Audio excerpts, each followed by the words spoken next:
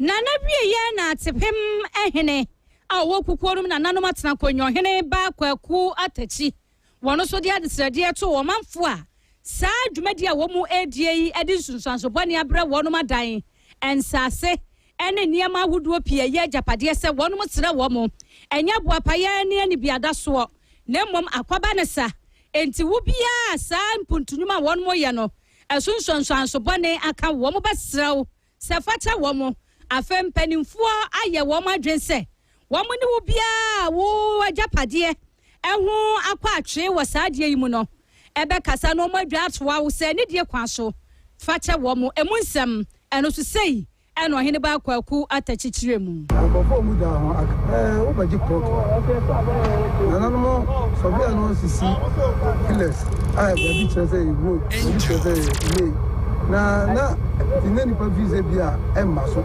sabre no na se be na na hia racing for no etu mu fo se if na ko wu si da ya hwele no na ko je permit free assembly azan wo si da no e di be yesa adwuma ya e be kan ko fo be ye hu ye no wo aka ma da no o ma jo mu fun so otu o mu ne akonya enye kikiri bia a o ma jo mu fun so otu se no pe wo da na bisi ko ma na se bisi enye na nambo apayo sabe na nan mo ye se enu achi na ade hie bia wo kukuom ne nkwado abo na nan mo ba so papa pa ewa na motu a wono mo etuo no ho na ensori fakuo adan ya kekeka wo mo ne de emprempre na nanom enim patade bia titiri wo de ma wo mo eya chopa na yenko na yenti ade hie abo na nanom abaso no pesa no mo ni se o ba mantem ha as o kon wan akufa baby ten obu okra aka anase okada radia entimi enko e ma ya etiase na ye kuku na se kufano mana e ba ye bre ebi krat mi yara enam ka entimi den emba ha enti adwuma yana ko atechi osan ne ya mai agwa e pa ye ni so titiru wo hwekuru kra makuru ayefe ade ba kono no wo se ko kuru ma na ofia unya kwan etimi edeka ana pragia de kosi kwan no ema se adwuma de da se mo bo adwuma na mo ye adwuma papa so pa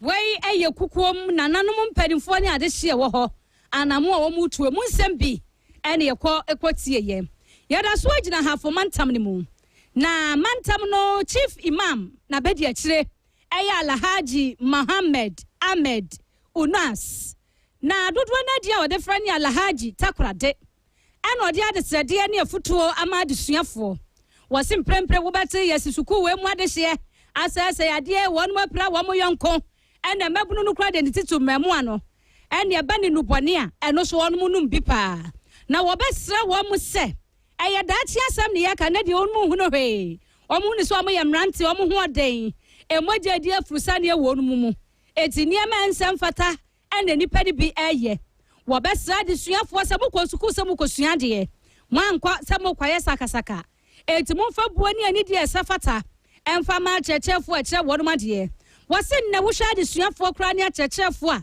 wo buani ani de safata wonu montem nani ho ade suafo hu ni so ani chechefo ne yepe teacher ni betumi aka acha de suani se kwana kwa ya de wa na waye bone mentwe so ade suani si agan menti ase ebe wiase na ye nsempi wo kwa suku su nubone bia wasase su wodini woni monom entu obetre wo mo se wo mo ntwe wo mo mfa frisa ne ma no ho na botaye si wo mani so ne daache papa no etimemremu wodi nsem wo nyina tuja wo bra eye Islam adesuafo Waterpa Senior High School wo kwa sra wo mo na wo kwa nanam se yenkwa ahemfie nsapainti no wode anonom die ani nuane ahoduo bi ekwoboa wo mo mprempre ne bra eye muslimfo eye akwankyere na niam odi ko ye bi eye anonom die esichile leptin emo milk nom ene niam bia onipa da sani wo kire kwam wi a utumi de bo anu peprepie so na Alhaji kasa no wode nsem bi etoa so yentie bi Futu amidi mado, who students in the say they should respect their masters. 1 ade friend tremor rare vandalism any the ekeka ho bia enye bia no omontwe omo frame no omonsu ade to achieve their aim. The parents are suffering to end. Take good care of them. Omohwe sa no mo fani dia esse emma masses for na dia ompano nyame enyemo no nti be nyame edanyame erade akumaso the month of Ramadan chiro comfort 29 days or 30 days month where month be we adoya nyame or multiply ishirano abundantly na tepa senior high school one day there are so many schools in around area hanyina every year biano omo the more request bad yebetimi na meye na fuwe ankasa no erade akire the tumi say mimbre tepa embeye Muslims somewhat tepa senior high sa adoye we yebeya on papa nim eni ha on ma menim ne en aban ankasa am make provision for Ramadan amomom jombeji enti ese ankwankwa bia timi tunu sa ebobwo enti na kama kuma ena meso ba se mebobwo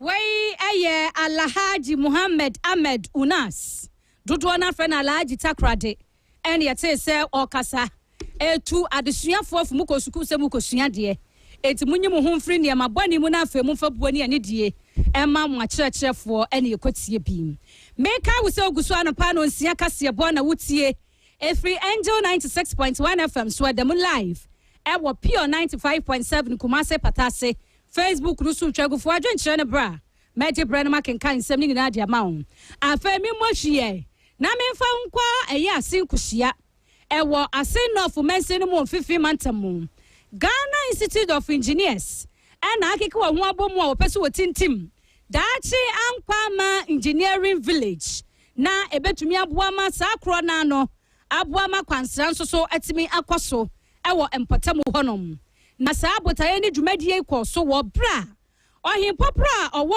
asen orange na nanomatena nkonwa ehuna bobrimpra agensiam a wotoso enum papai ne nananom eka wo hubomu ema mpanimfu asasetam beyese edu ene akire na wo bra na ehuna bobrimpra agensiam oguso a wo bo enkomo no na wo kire ne botaye ne sentia saa dwumadie wei won mabom tirimpo se wo mode boa ebeboa amasika ba ebeboa ma mabu na wo asen ene ne nkwado wo muso atumi anya dwumadie papa bi adi na wo cheche mu no wo kire mu sentia science technology engineering and mathematics ye trinity kind STEM and ho behia na eboa emprempre ene daache embabu no na yenkotie ehuna bobrimpra agency am nensamo a ode tudwa ewo dwumadie na se na saase no ho ehun papers ni nyina ye de ama wo no mo atumi ahye ye dwuma ase na ade na ye no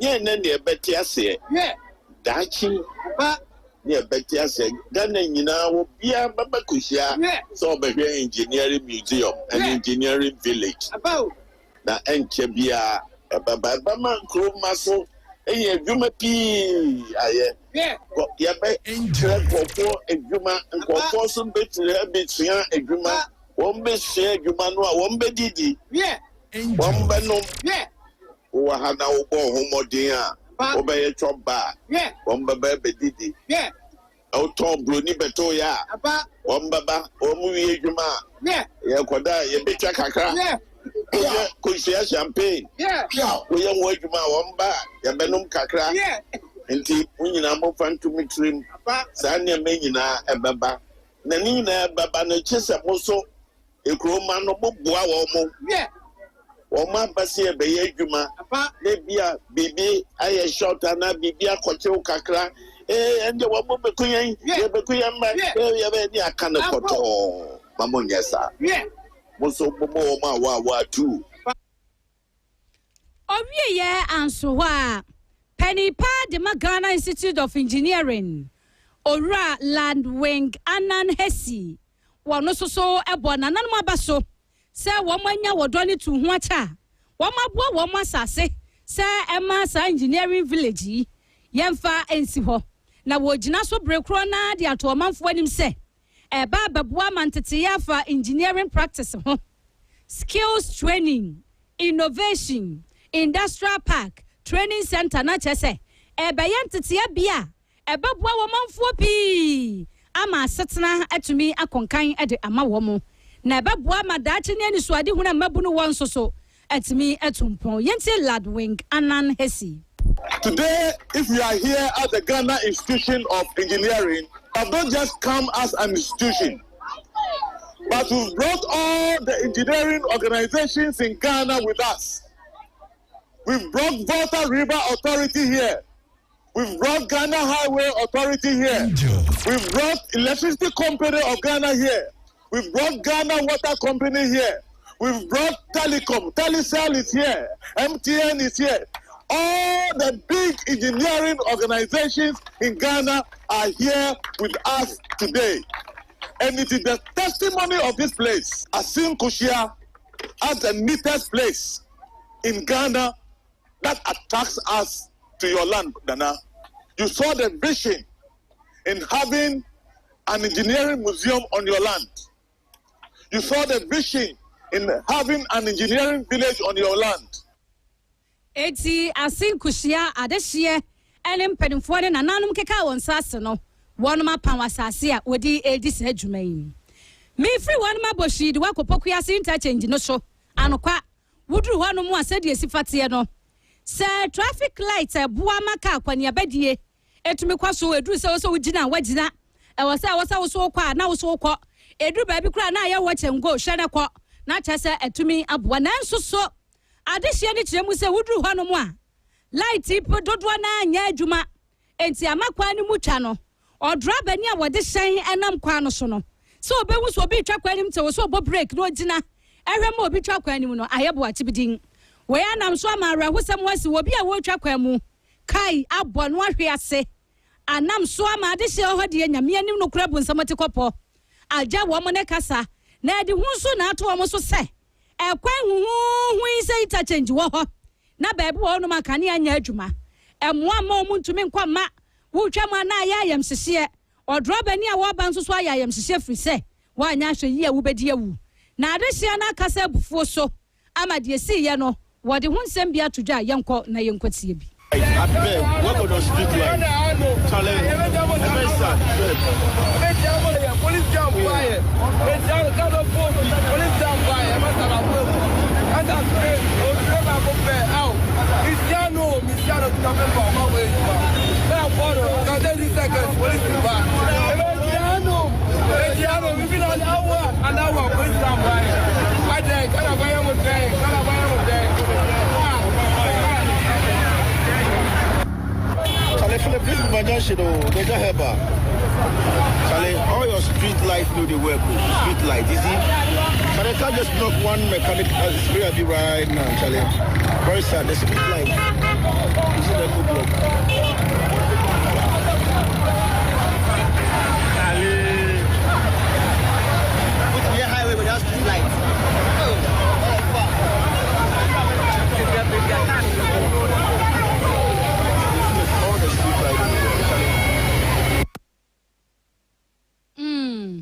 Where your pokuasi interchange the watcha kwa mu obra Facebook no so na behwe ane yatwa no ho asia ka abono ama wanka wush ningina ne se traffic lights ya eboa maka akwani abedie koso na kwakwaso a ka ya gina mani patimi atwam no enye adwuma we interchange no so enti adehye no ensem bi ene yekotie yen bi gina so atwa me ho akwaje aboafo nkrato me ba Iran imprempre won masetena nyefe efise America ani Israel eto wo so sa so na akwa Kenya mani mu nso a de asi wo ho amamra se bedwani ni afoforo bia firi mu no e kwa aba be chiri spray be right now Charlie very sad the street light you see that good block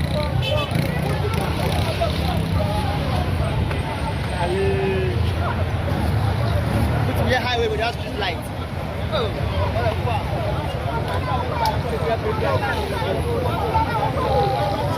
all the street light Charlie. Light, I beg, work on your street light. Charlie, it's very sad. Police jump fire. Police jump fire. I must have a problem. I got to out. Cristiano to come from my way. Now, for 30 seconds, police back.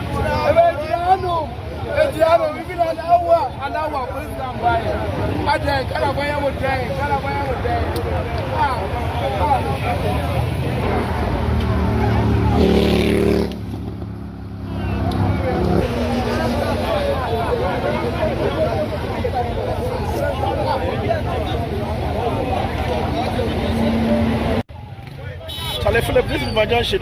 They just help her. Charlie, all your street lights know they work. Street lights, you see. Charlie can't just knock one mechanic spray a bit right now, Charlie. Very sad. The street lights. You see the good block.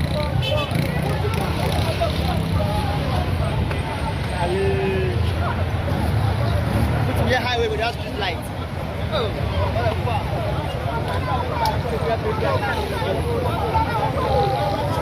All the street lights on the road, Charlie. Lights, I beg, work on those street lights. Charlie, it's very sad.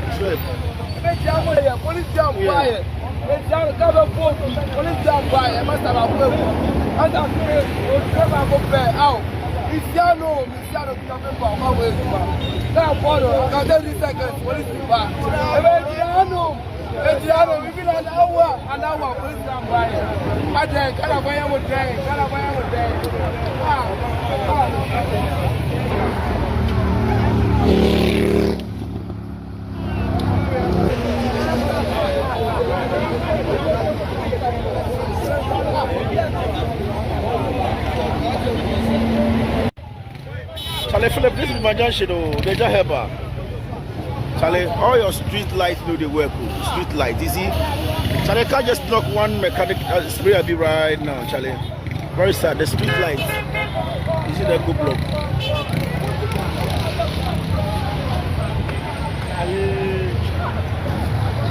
Put me a highway without street lights.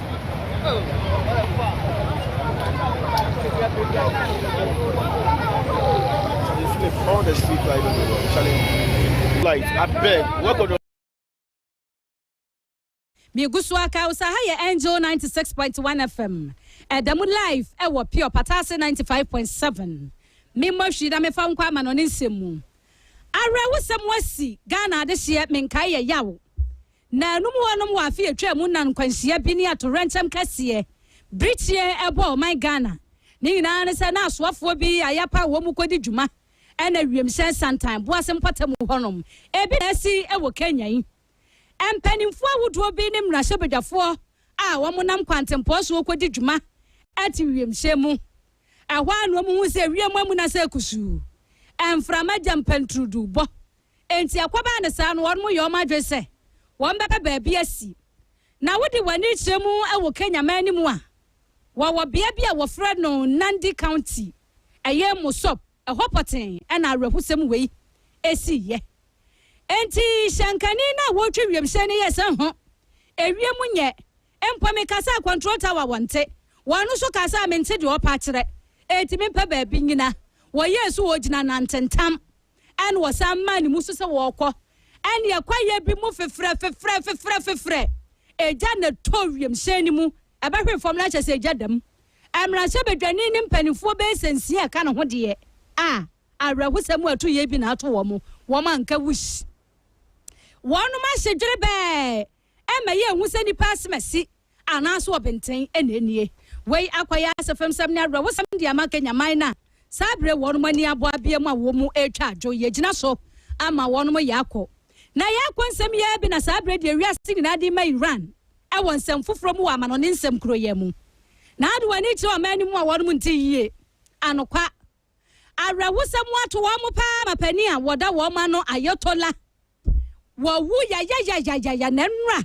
Wudu ɛyɛ Iran ɛne ne nkwa ado a. Na ayɛ arɛhusɛm kɛseɛ de ama wɔn mo. Ɛhɔ no ma dane ama mfono. Efisɛ wɔde so bɔ ne nyinaa bɔ United States of America. Mu afa kwabena Donald Trump. Ɛna afei Israel. Ɛyɛ wɔ mansoafoɔ Benjamin Netanyahu sɛ papafoɔ mienu. Ɛna aka omuti apam ho a. Wɔma ma adi anye ni ayɛ wɔ mo. Na arɛhusɛm a wɔ strike a. Akɔ wɔ mani mu ase akɔ ti nananom. Ama mmɔfra ama ayɛ arɛhusɛm wɔ mani mu nyinaa ne sɛ. Suku a mmɔfra ne wom. Ma topa yeso. Frada wɔ Iran. Anafo fam. Akoto suku no mu. ahye mmofra kum nipa bɛyɛ sɛ wɔ ha ɛne aduonu miɛnsa Iranfoɔ so ɔmo nkahwe wɔn do ɔmo asɛm ama ala na wɔbɔ asase bɔ soro no wɔn na bɛdi wɔn ne US ne Israel ntam asɛm sɛ wɔn to wɔn ka bi nhyɛ mu Israel ne US tumi ka wɔn ho bɔ mu di wɔn bɔ ne ɛte sɛ yie akwa ya asɛfɛm sɛmpa ɛwɔ ɔman ni mu asa brɛdeɛ wohwɛ nipa prepra enipa wɔn mu didam enipa afiri mu a wɔn ani so wɔntime nkan kɔpem sɛ saa awurahosɛm a ato wɔn no ebefiri wɔn ma anya saa de a ayɛ awurahosɛm pa ama saa bre wɔgye wɔn ho baabi a enyimi gyina so na anɔpa no nsia kaseɛ bɔ a editor Samufo Aboagye da Costa ɔne me nuabɛ ma Emmanuel Safo manfo bɔ me dom ɛne kwasi Skyface ɛma me de bɛsom wo no me de ne nyina asi enwuma ko bia da ma na mama kokuduro ne nsɛyua ɛno so me ba bɛsom wo Atuma Bank PLC ne yɛsɛ yɛnhyia wankiyewu sika kora bia nwanwaso a wɔtua adwumayɛfoɔ ka na wɔ ma bɛsia yɛmpɛ we ne yɛpɛdeɛ bɔ modern na savings account current ne susu fa ne nyina ho nsɛm kɔda wɔ mo frɛ 0501 387036 na Angel Herbal product no nso menkan fomfama wo anya fatwi kekani bi de ne honam na bɛyɛ ɔyɛ akyɛpa na anya cream ne soap no so dia ɛne na dwiba mampele kro de se ba bewie sa moako ne adu bomadi ne pe bi wudi we adwade na de we sasa so ne pe ba me hyɛ ne bi malaria wɔteten kwankyɛn heya anya bia no mu a ade ani bɛyɛwo adwumai ani adwatonde ahodoɔ nyina da emu na ase yɛ de ma adwumawura Dr. Kwakuten ne nsa no nyuma pade bi na wodwa so yi ano nti frɛ na kɔpɛ rock me hyɛ ne bi nso n'ani wakagina mu ma ne mɛma nkɔkora mmerewa frɛ 0244 780828 ya bɛgye so ana pɛ yɛ gyina we so ma obi bia moniti a ade na yɛda wase sɛ afidie ne dɔso nanso Angel FM ene pio ena anɔpɛ utie anɔpɛ sonfo yɛ the finance minister Afia Achia Brodia AK mi di bewom dadi kwa kuti anɔpɛ me kyea pa na ye jai di aka no ede ama wɔn mu aka dada good morning o bye bye sports and very sad trip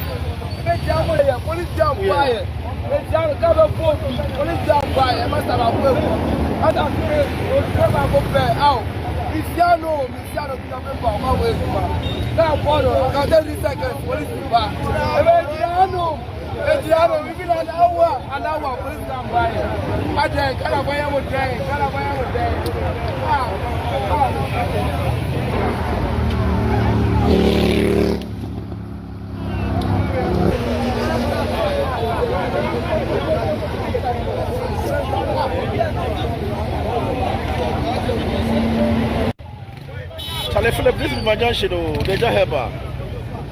Charlie, all your street lights know they work. Street lights, you see? Charlie can't just knock one mechanic spray a bit right now, Charlie. Very sad, the street lights. You see that good block.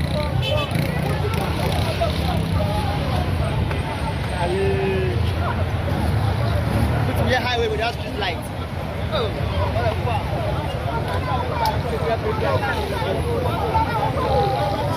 All the street lights on the road, Charlie. Lights, I beg, work on your street lights. Charlie, it's very sad trip.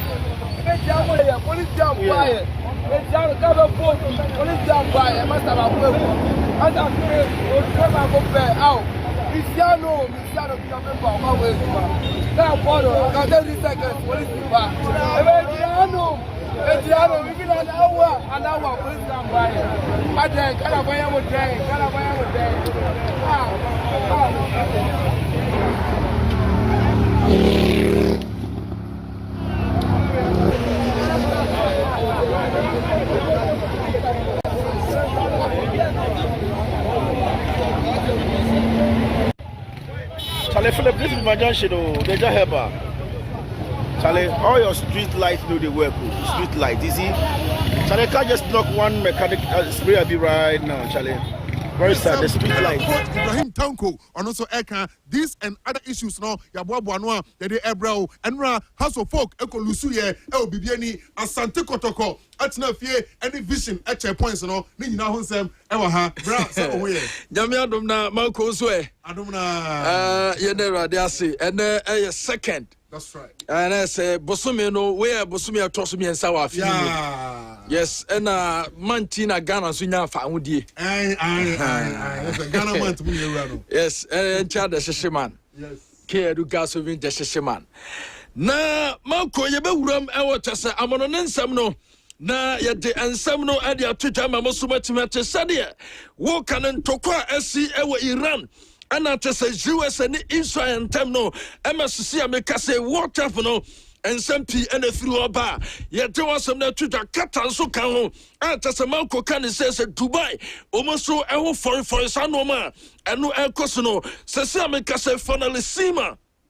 You say, you was a match in the Becoso and Asen Spain, and the Argentina game no, you don't want some ever teacher, and rather Chelsea Bobo Kono Colusuye, Emma Chelsea and fighting a good fight.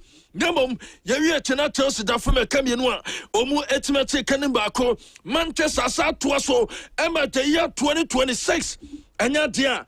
Obi atimasa Manchester ti ebewuram near the sa update ni nyina no ade atuta ema mosuma timati and Real Madrid and so clean match in the first Barca and Dakai and what the La Liga no so anya keto kwa do asem no ade mete for Jesse ye de aseda ade Manchester bofo o maso yasene eme ade akudem nsam no ade mete for mamina Ojo Ventures ase also television set and our pato sanso and a chest washing machine fridge sauro iron kettle or jose or to wenina ebi edi amount and a biaso etimia koso or the sofa edi abana so ye sanso and a mattress our padasono or jose or toby edi amount and a biaso etimia koso or a cook space ahona ojo Dotua Utobia, Obeton, Sansona Bakonsona Pata, Ojoso Obeton, and so at the amount. The number no, 0260 617324 0548 504270. Now the Ojo Akasa and a Diaso Etimel Koso time. And anywhere just so a time about Misha, malaria, and a how. At so sorry no pay, why boho. Wanuma to untiminidi, Sansona Tesse, Onamia Wia, at your time, Heba Missanom said Jono, never to us here, or Babosome so, Nasa Utra Jadua, at your time, and Rono, and I may come for Adiamo, and the Diaso Etimia Koso, your time, H. Missa, and in the capsules, O Johnson, O Tiao, our Johnson, general well-being, immune system, no, and support it.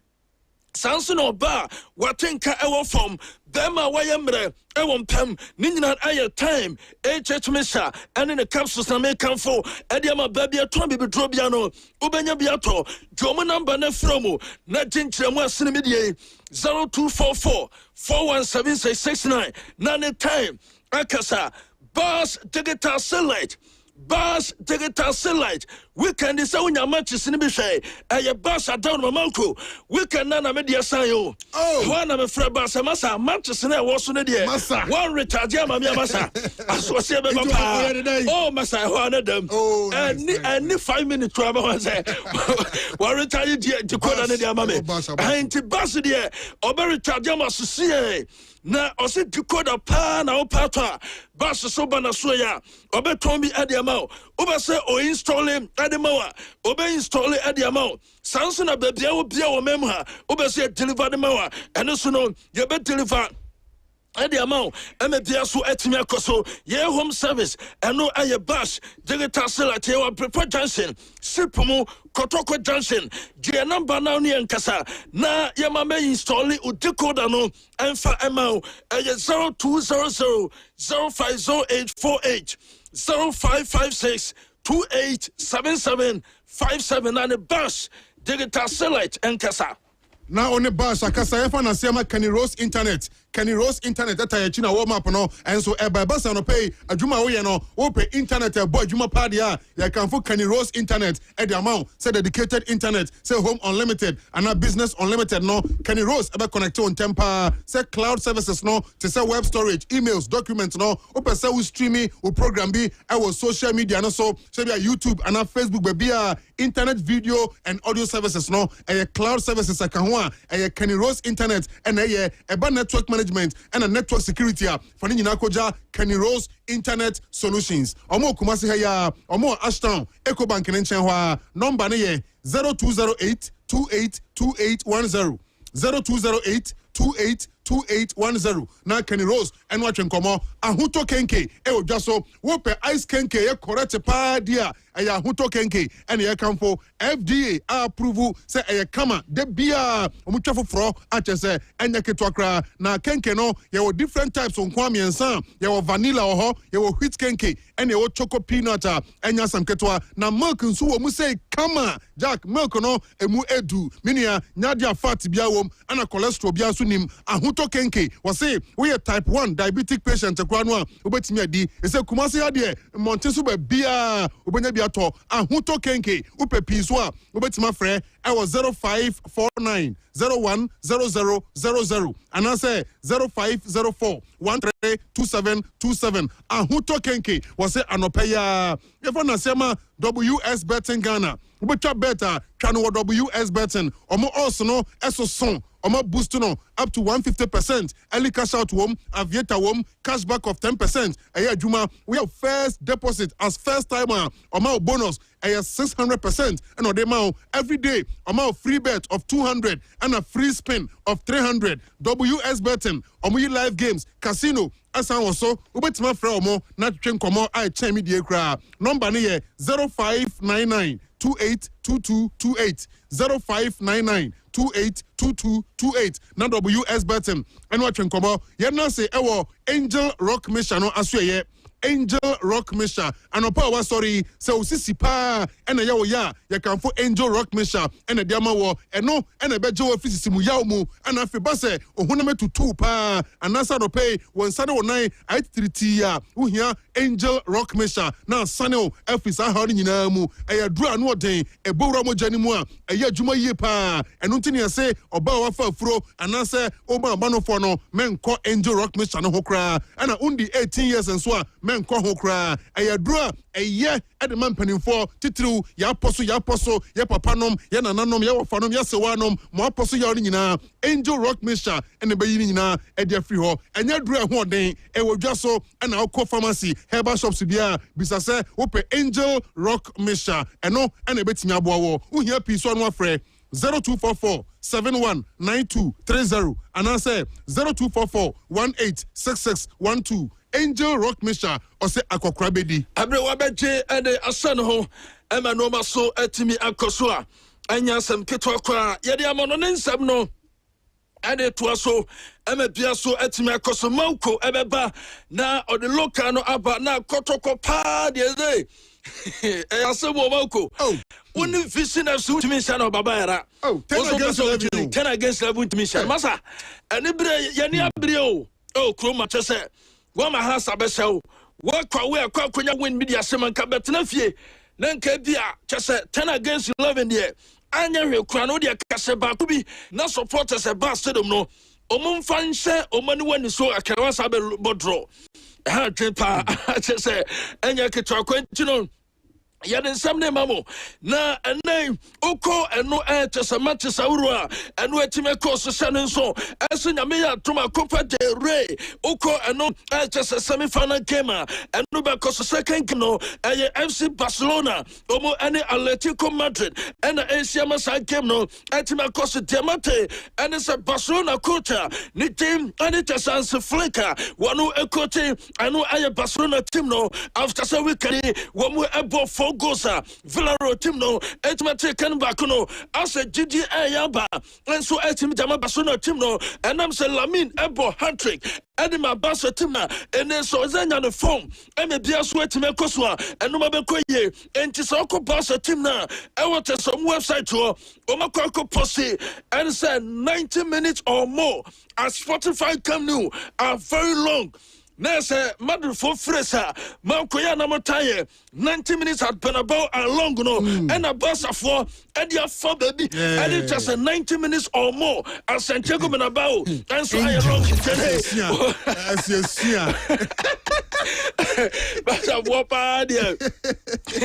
Ain't Omasasia, Omu Emuna Atletico Maritimo, Altasia Joasano, and the matter for Matessa Cotino, and so best surprise, Atletico Madrid. 81 almost striker.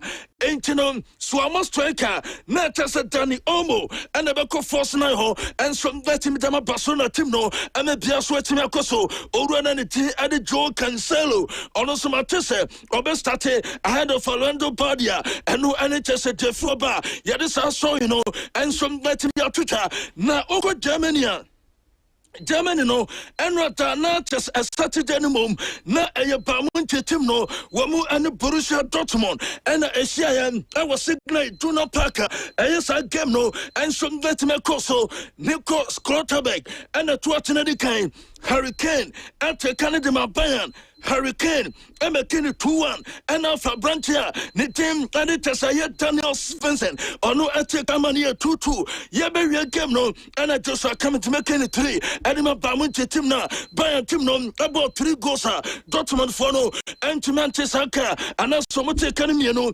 Nasia Mekase Bayern, Omu, I was sister 3 points. And then the table no Dortmund Tosimeno 52 and now for TG Hoffenheim and some 46 Omu and the Tosomu Gokin no Hurricane anti team one on as a 30 goals and the Amatim no and a Dennis Undev and some that's a 14 and the Amasa Tima and no Ayates Stuttgart this our story no and some Latin Twitter now call a La Liga.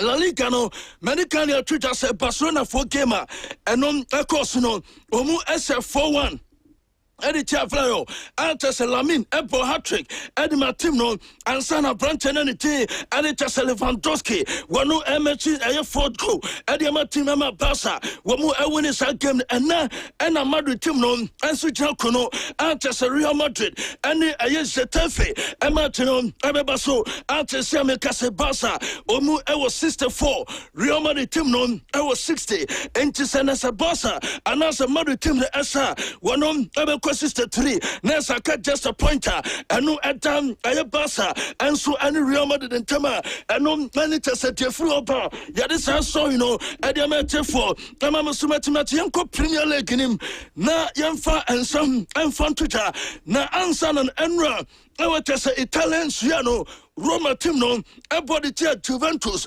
MSI game a Cosino and Aya 3-3 as game Roma team no and some about 3 goals Juventus team no at Sakano Emma and no masu etime koso ometebo so Inter team antes Inter was 67 AC Milan enra omukosha Cremonese ekamiansa Cremonese team no antimenti saka and etime koso enti omuso 57 and enti aya 10 and a dam aya between AC Milan and it is Inter Milan and Tama and it is a Jeffrey talents emu by this house so and the match for French league in so and Olympique du Marseille about 3 goals Lyon team no at academy na Lyon and the count to any kind Marcel Nabati Lyon SM Kini 2-1 and Marcel team no I Pierre Emerick Aubameyang about 2 goals within 10 minutes and some tennis call and Mania 3-2 Edema Marcella and no any Jeffroba Premier League in him no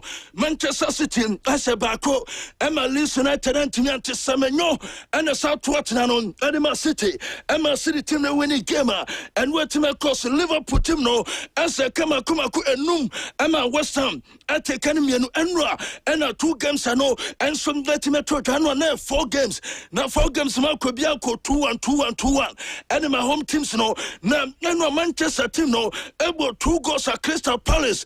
Omo taken bako na Sesko ya and a sa winning game non.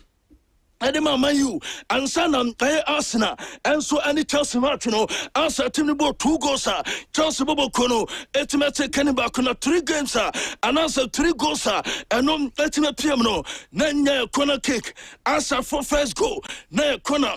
Chelsea Teka, Naya Kona, and Alfred Julian Timber, and some that's a second corner, Nancy Kona, Na Enram, Abrantan and T, Editor Pedro Neto, a director of Salkema, and Latina Coso, Na Sase Chelsea team known. Oh yeah, just a disciplinary test action, and also with discipline ayina, Rokona and Yakra, Unimsa, Cecia Mekasen, Aya Chelsea, Oko Ayel Premier League Kinema, Oma director cinema Kumako 7 in all competition. Chelsea a director no Makuma kun 9 and a Chelsea team no and so ultimately a doom rebino Pedro Netona one a director no na onimse what the card yellow card what I said obi a player who just pitch so I just say we see a kind what the yellow Ante second until you the second yellow no can one and acquire red no and obusa question set away and what this card na and then when you saw no and the beer sweating akoso Marco a Arsenal team no said yeah almost and Chelsea and whoop unim said this season almost yomo and Prema Kumakumiansa Nina no almost a Chelsea Ebobo Kono na a name just away at the last 3 meetings and what's my cosino unim said Chelsea about 13 matches. 13 matches no Omalusuma Kumaku 3 Samian Sanina Arsenal team no and I said Chelsea and the Diaz Wechimakoso Arsenal team no say the last time Chelsea elusu 3 times Edema Arsenal 2003 2004 sometime and invincible and some let me basua Arsenal league no in Thomas this year league no Omesaje and Sadia Omunaso Artesa no and some let me Twitter Unim Samikala Teta since I'm coach Arsenal was it Chelsea and the 13 Pia El Premier League in him. And I'm saying I am Prema Kumakutubako and I'm Mikala Teta. I said Adiatia a Chelsea was the worst 10 times. Newcastle 9 times. Tottenham 9 times.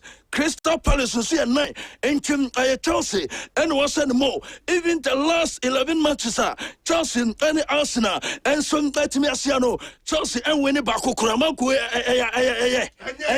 London Derby. The last 11 matches on Shabaku Kura Masa on Numo Musa on Numo Musa Antasam it is just there.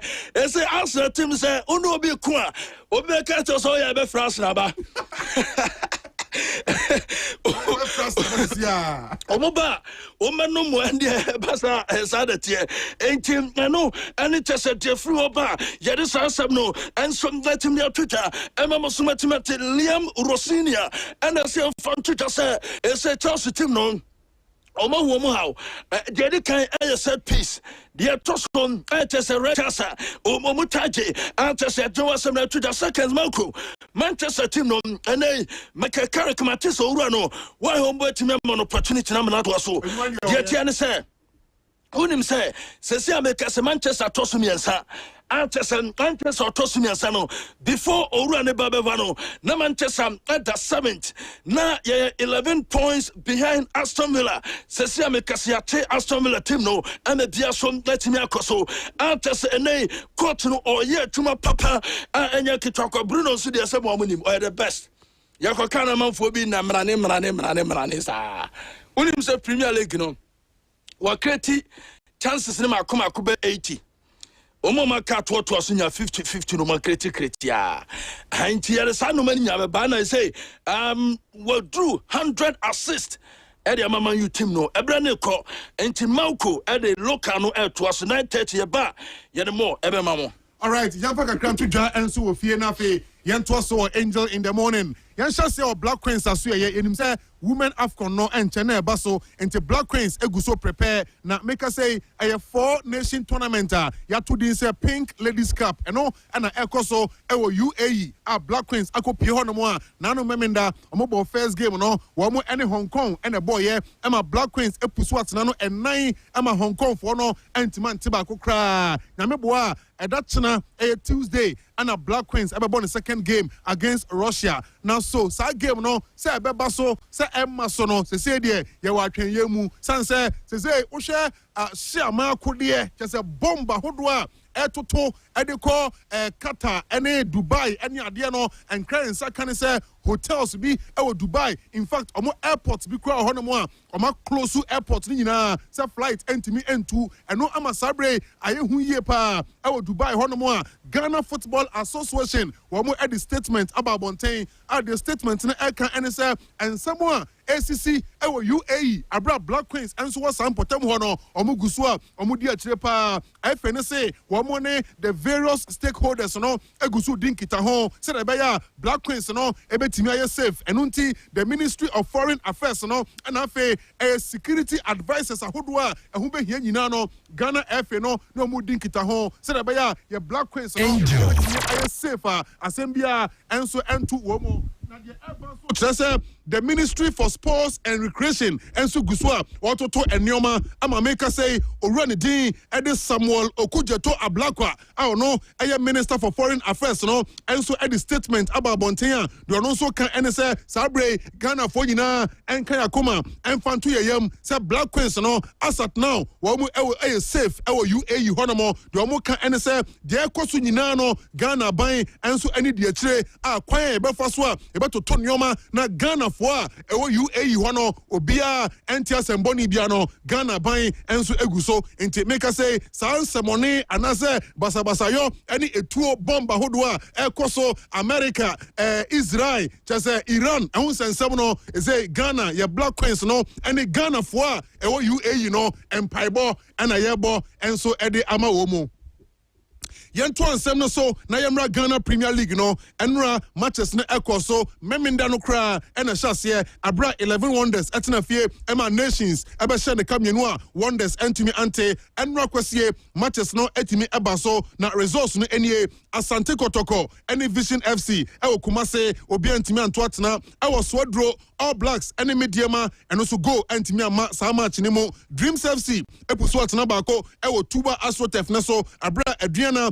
Antimi ante Basake Holy Stars etna fie eto atena bako Heart of Lions enso antimante afe Hoho United etna fie di nkunim eka bako a Samates enso antimante Brekum Chelsea any Young Apostle game no eye tepenkon obi ato atena bako Gold Stars bibiani omo puso atena mienu ama Heart of Folk etimi ebako the man Samuel Atakumi eye ni goals no 11 in the Ghana Premier League enra Atakumi and a chef first goal edima Gold Stars Heart to folk ateka but Gold Stars eba back ejanya match winner no na nyake to akra ewo Bechem United enra omone Karela enso kote ya obi antimi anto atena minim sa do pay one man supporter otie de ndende ya enya sam keto akra ni Bechem no ehe fa neda now yenko league table no so say na tie after games yetimi abo 24 games no say na table no enso aye Mediama egusu de kan say Mediama points no 1 point per and abedam Mediama 46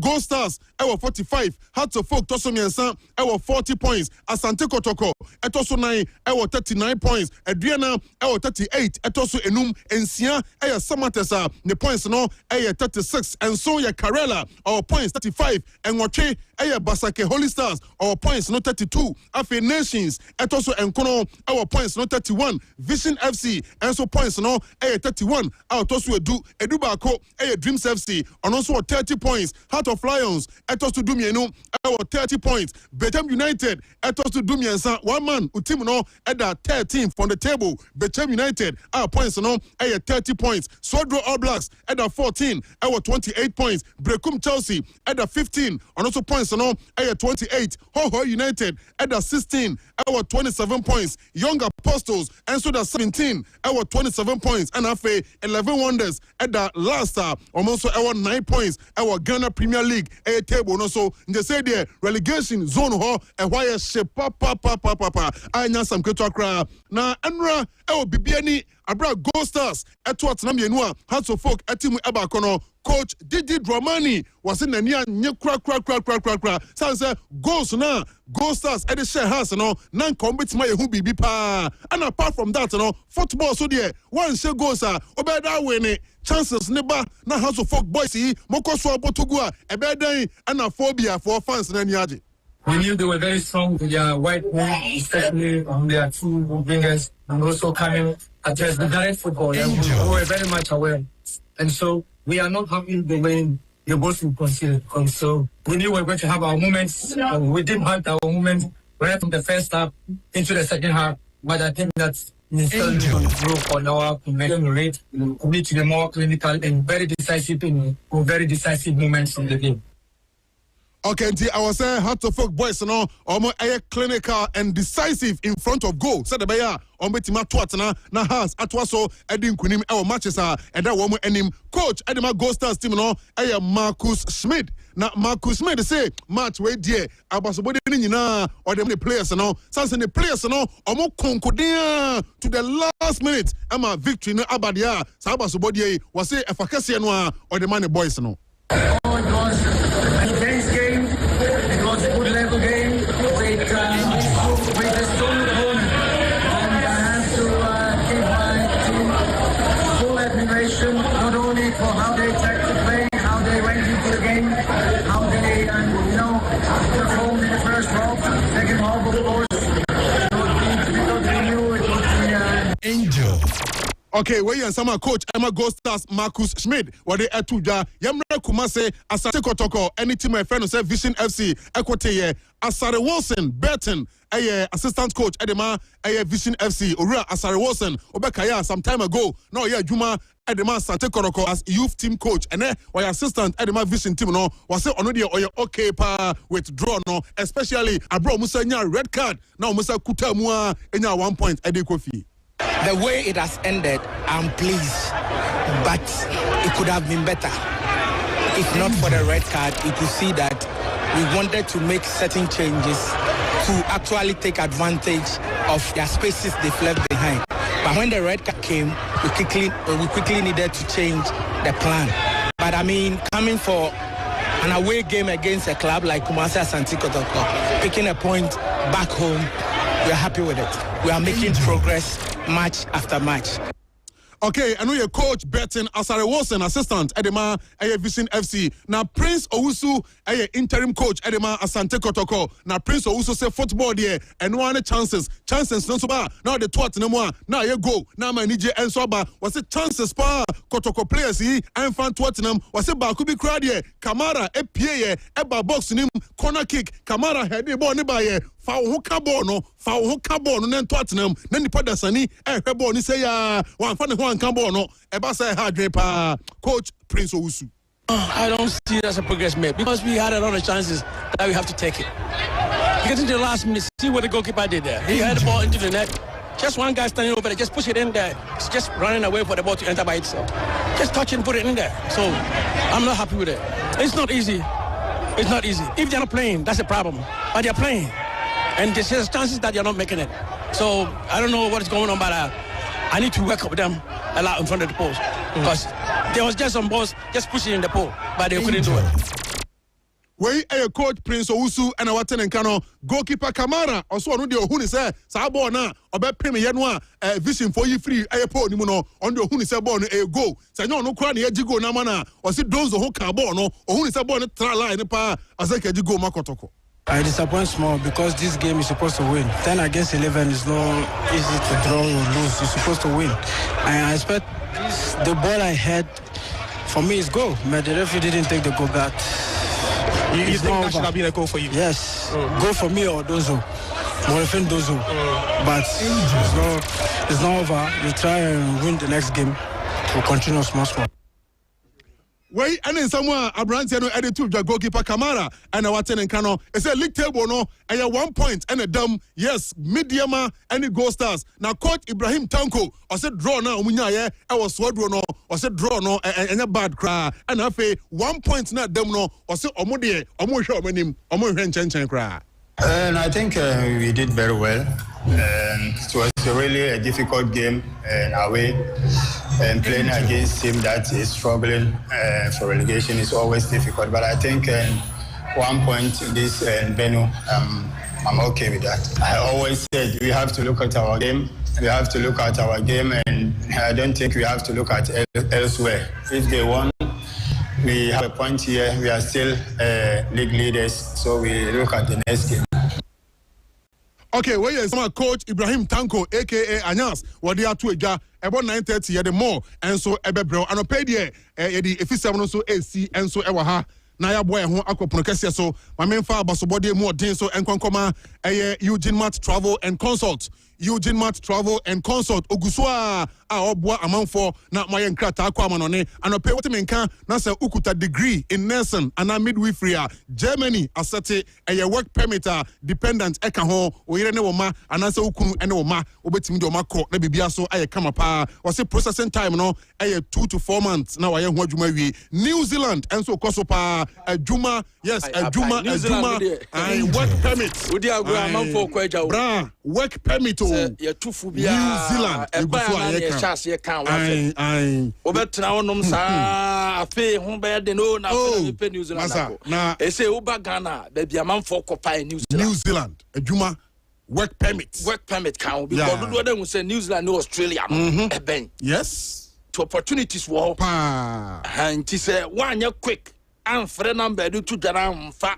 na otu hia se ntu hia na se a World Cup no so. Yeah. And so I catch you say 100%. That's right. Assurance. That's right. Ni na say could na ready. Why are ready? When you ready? Obeche visa ready ama. World Cup akwa. Yes. O ma take it. And o take it no ne sa baby abeta nyina ni na eshem. Eugene Mart Travel and Consult. Oh Kumasi ya our North Central so our boogies and chenwa ana oboase so our Yak Towers our mosque no nchen ho a obetima friend nso 0553 944 608 and answer 0509 725633 now Eugene Mart Travel and Consult and so Adjei was so Tinasa and quality quick birthday na minye birthday ba kwa ba ha was a happy birthday to Mrs. Jennifer Esiama HR Ashanti Regional Office of the Ghana Health Service. And Mrs. Jennifer Siama Oya Juma on the HR at the Ashanti region. I mean Ghana Health Service. Honti Yamona Baso and any birthday. Yes. Say your kind is rare. Age in grace, my dear. Way every Tony Montana and fantastic Mrs. Tony. Joyce Ahin and Alba. Fantastic Tony Montana. Yes. Your brother. Now I can so Mansour Barese on the manager player Ramos about don't go tournament in okay Ramos or Sky FC or you Gold Stars player no more loaning to Sky FC and Ramos happy belated birthday weekend and our tanti young show happy belated birthday nyamin show na onyo kese na de oye bia born boko duro chire emebia so enkoso kama emfama a chesenya kitwa kwanti Ramos no na ma glad say Japan so efri Australia by ma glad yes na also obeba be hu ye nice one ya mana kwaba obeye ni nua ba ekunu yi anti weekend no mu ye na am ka say ewo okọ Kobreso yes o ma ya yi na wie okay to mu so mu da busuafo nyina ewo se Kobreso de wo nkenken so Techima Road okay by those you Kobreso be brave okay yeah but we know yeah Techima Road so nti mu so mu da busuafo obi obeja o mu bia omodo mu nyina masenti ma grade se Japan no kuna na kojopoku ene abusuafo Yes, so yes. Man happy stay. Yes. So be check akra. Oh, say when you ban there. Yes, so buy no. David. Wabana say there. Oh, what day? Wabana say e ba sana aya le hu ya ba. Among for no for you. Yeah. And on say now na wi an na anabo. Yes. Australia na wi an na. They don't want Chikosiano. Wi an Chikosiano. Na meaning say Iran almost qualify for World Cup. Almost qualify. Into Ombeko. So far the enra omu football federation no. So mu hwese de no ma be sia. Kwa enra me hu say manfo bia sha se de ba say Iran for say omu mo sa tournament no. But omu efe ni de betu dwa so afi no mu ehwe omu nya take decision. Whether so mbebo ana so mo. And Iran ankasa even ombe draw no. On say e penfo no kwantimi ama wo. And nanka supporters ni ntimi ma. And as say issue akwa say o man solve issue na e building because players ni bin so ababontin and now no pay Richarlison o say US enya san tokwane ne sa no man na okona Brazil for na on ma me tournament no ma man yi yes o say until say US be just had no mo ye no say Brazil e frɛ na o me ball tap no enti say ono na di kama enti say no ye hu the countries na bia omo be support Iran for wade enu no one hwe omo nyina be decide say omo boycott World Cup no omo nko because ma hu say Iraq for nso omo ebebo ayini bi playoff no be omo they like is omo so be qualify omo nso ebetimi aba so omo be decide so omo say Iran take decision say omo because be dey ama Iran pass so bia minim ba bia odade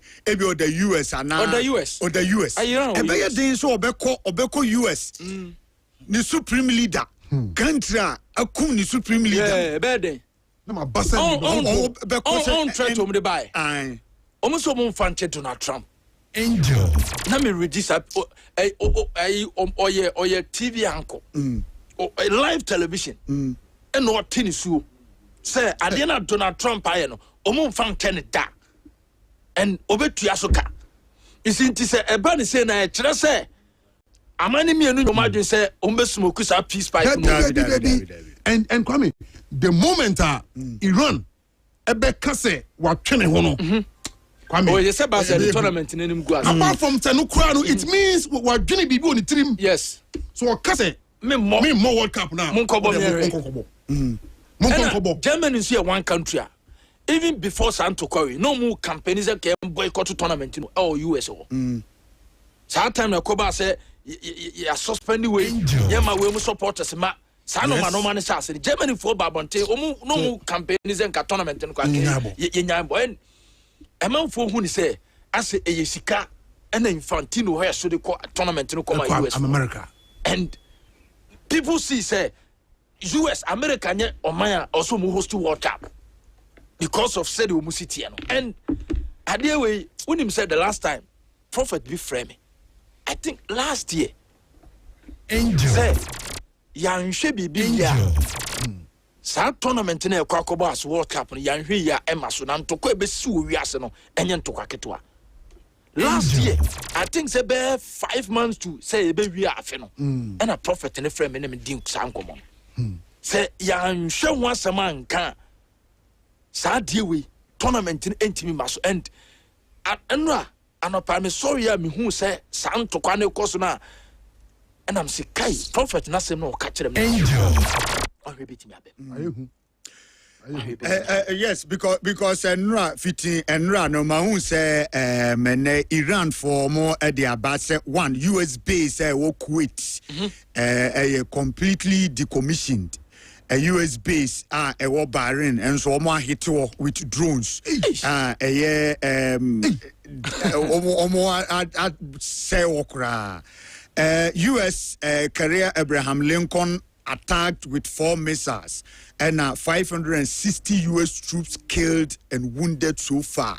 Enti ohwe omo ashase omo no ashase ama countries na eye closer to them no US base ni ade wo ni nyina no omo ahyase etoto missiles ni ade ko nuntire nra otia reports e binum akọ schools binum akọ hospitals no ni ade US for UK for so obia ye na adwen so obey evacuate na de hye ai wo kuro no because omo ye target US one dey sabre dey be yedin because already na ekoso the conversation na ekoso now omu nyina share in a dialogue 2 days to the sea Saturday no na US any Iran share omo dwendwene say omu gidi say omo ewo weapons of mass destruction ade aye nyina ade atum say we say no mo kwa the nuclear weapons mo obi enti mo hwe na mo say no omo say ye nuclear weapon bia chairman discussion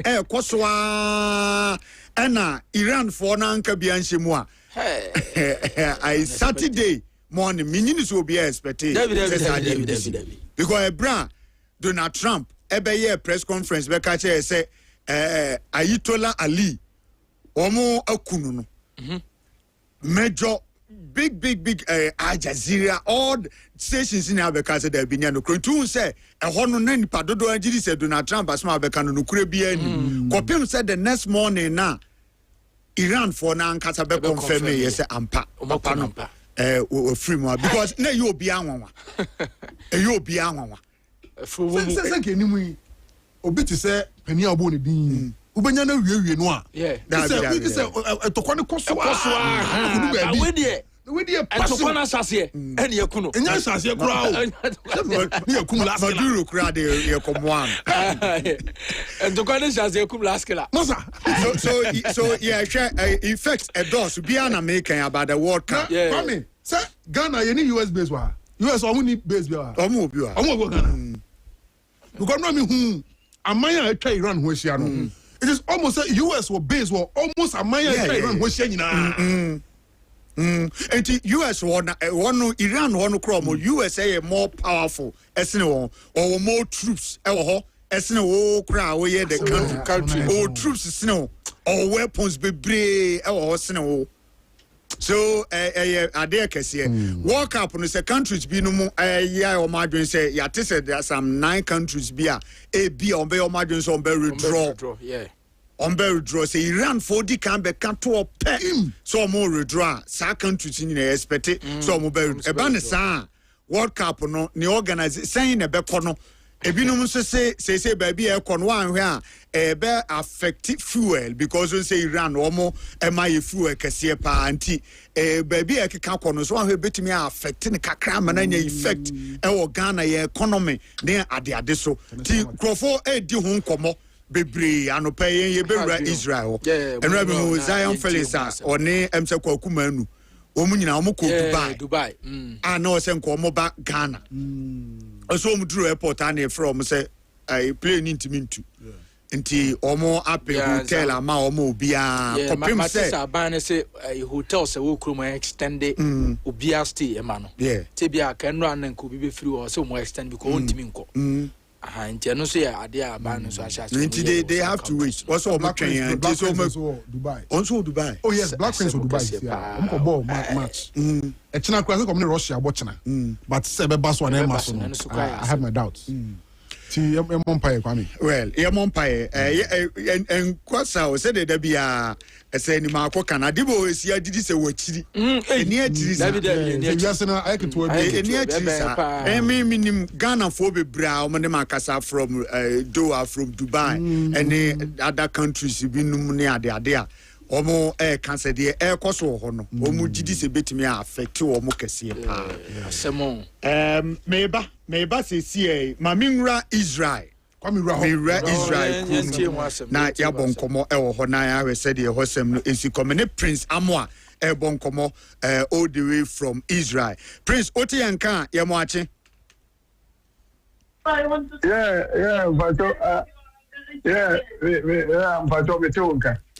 Sabre Israel bo be sen say Israel bo Angel 9:18 that's 9 a.m. No 9:15 sorry just 2 hours difference. Okay, yes, so I answer 7:15 pepe. Okay, join the live on Facebook no so videos and pictures the so enyina no obetimi adwane live on Facebook Angel FM Kumasi 96.1 Kamfoni wo Israel etre yen sene ewositie anope ya one ye kasai 9:15 in Israel. This year young kasai the enfan say kakra la because every Saturday no papa be 8 o'clock de babe prim Sunday na no panage say almost every 10 minutes bia no bomb so the ban na basa I say you could bomb come. The Saturday no the okay say casualties bia ma better no no and Krubi or your pro beshemesh ni Tel Aviv ne between Tel Aviv ne Jerusalem and Tebu over bia na ya ko kra ko bo empire wo ho ye tourist site ya Krubi wo na o hia e call land ho nti nipa be say 9 ewuye ma mu be say 11 there they are still missing ya omugusu a omunti ambassador kura kan senka nenu I was saying kaya kona omunti ambassador so omuwo de who Israel hanyina yes be kono still na say emunya nyu yiti no o cancel meeting no maybe o tenanti nyame adom na say ye kona e kokko fesanti hona videos ni pictures ya isi wo hobia no ye be kan no wan say me na we host them ba ko say na ye nua Philippine ni abaya bia o 36 years ono no hwe akopranti mra sare ni boy no on to me nko bonka ne mu enti na je so gani ja papa no so yenye enti no ne papa ni nyina wo ho na yemfa ne se ade ne ba beto a mo ho bet abaya no de ahwere ne nkwa na akokora no mu mbopre enti so far no ne metumi aka afa ne ekoso Israel no. Okay, yare video say wa ha ye hu say bi car stations a bus say wo ho nyina ni nyina ahye ebinum nkrofo afie mu ye nyanentie say the Iron Dome wo ho e protect wo ho na say bi ase missiles ni bi wo wiem obetimi chi no kra wo wiem enti de totototo te say car stations ni hotels ni hospitals aye hwehwe sesei no ho empopo ho ni bia enye mesa na omoto ye na nkasa na ababeto na emom ya che ne de na nso ho popo ho bi sanity the woman say I don't know I work 99% then I say human error between aba it's in your call benjamin no and it is the land direct. And this since your motto message be bringing in no. Why penalty-ma hit direct and it I don't know Anthony Achino. See your monka said this year until now no that's 3% penalty land upon all the messages your motto in because I don't know near Juma cancel the precaution me show boy. I don't know near Juma Kasanka but at least maybe a woman about Kupebi. I am mistaken at your penetrity. It is another last time the enemy talk back yam and the same thing and a coyer wine PBDT follow your bear one and the same thing and Obina at 4 the Shemeshia Ama in Nipan and he said near Ben landed the letter get him landed there. The waitress says and can you do near Juma and then come to more than 300 to 400 not the anchor casualties in the car into me can in a acquaintance in a room. All right, me did say what ye bia what ye news so nim panyum for a ball and como. What is happening then ekoso?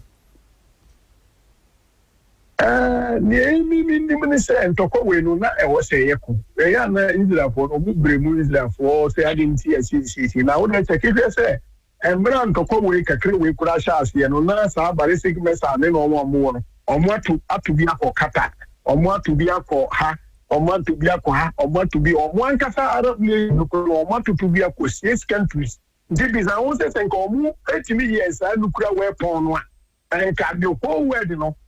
And can the biggest problem. And think to na Israel and America and Iran omo come for the benefit of the whole world. But they are now for them to omo try say omo be the Israel and America attempt say omo yan na example and I'm a we say about say na no money kata for neko adre de mo ma bombo so amatu kata want to ko Bahrain mo to akọ Jordan mo to akọ chese almost be am one kase mu group kura no mo to ko this senka abie so mu kita sa kind of weapon no a nko mu nku wiase fu nyina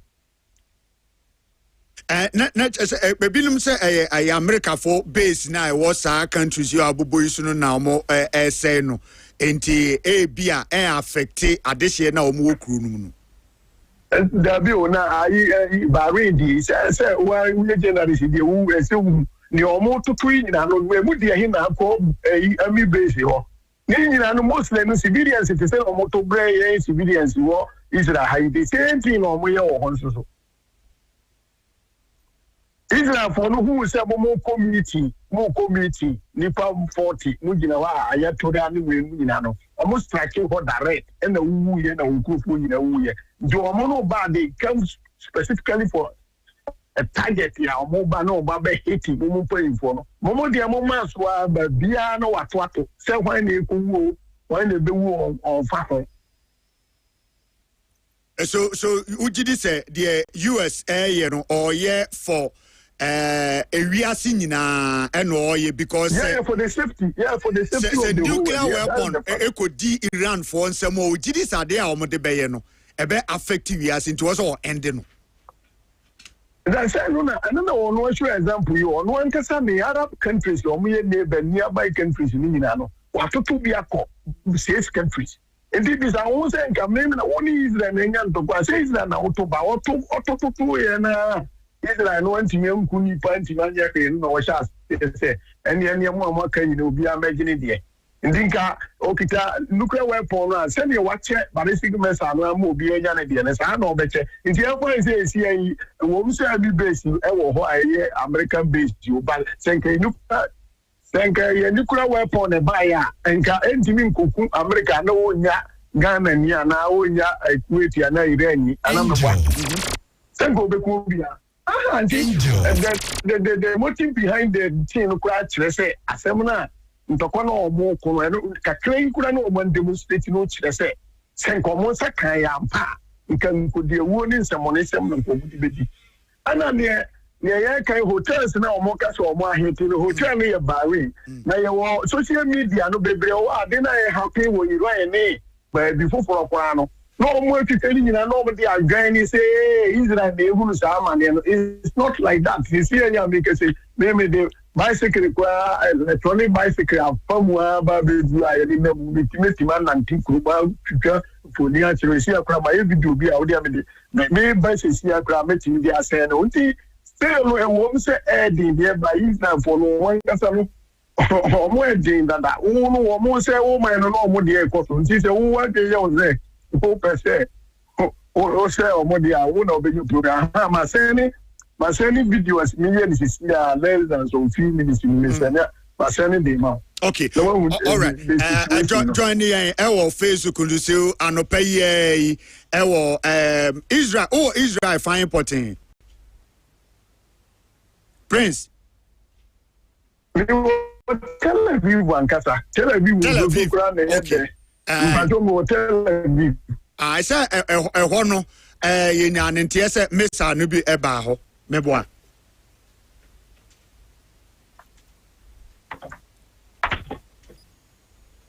Hello Prince what yanka okay yenhwe na ye ni video ni nyina mai join your live for Facebook ejele fm kumase 96.2 ne Prince Amoa or Israel or Tel Aviv ne no bonkomo ewo ho de asie obekaya on Saturday na Israel and America for kambo mu a omo ebura Iran nyame anim ni the supreme leader Iran say Ayatollah Ali onka atiasefo hu biem free ho aircraft no enso Iran fo ani abre ama miamia hodo ogidi se eye US for mo base woni nyina no including Dubai Bahrain ni ade nyina no mo toto bombs no ede ebi eko na enra se de na America no ye wo Ghana fo bi no mo a ewo Dubai ananka wosenka omo eba Ghana ene wosenka ombedru Ghana ne na enso the SCN intino Omo decided said there be was a moment da hotel Dubai. The government now announces say omo da hotels are omo time aso ni nyina no omo extend the ema omo because omo ntimi ntu nti they have to be there and sana ebi akatrom say the nearby see for mu betimi join yen ewo Ghana asinti ye bompa ye ma omo na yes say nyame bebo mo ba no mo e de omo abenu amene ayi me yonko ba ko ye video na o say Kwame nti they say krunyina ade ntine so mo bombu krunya e be den kronu mitimu nyina bisuro na bisuro areho se benu amene no bonkomo areho eno entina sometimes ya make na asumbi se edru mre bi na se entokwani ho a wonhu asumbi so mfa so benura ohe kura otimu Dubai ni ade the security mo akoda hotel time so ye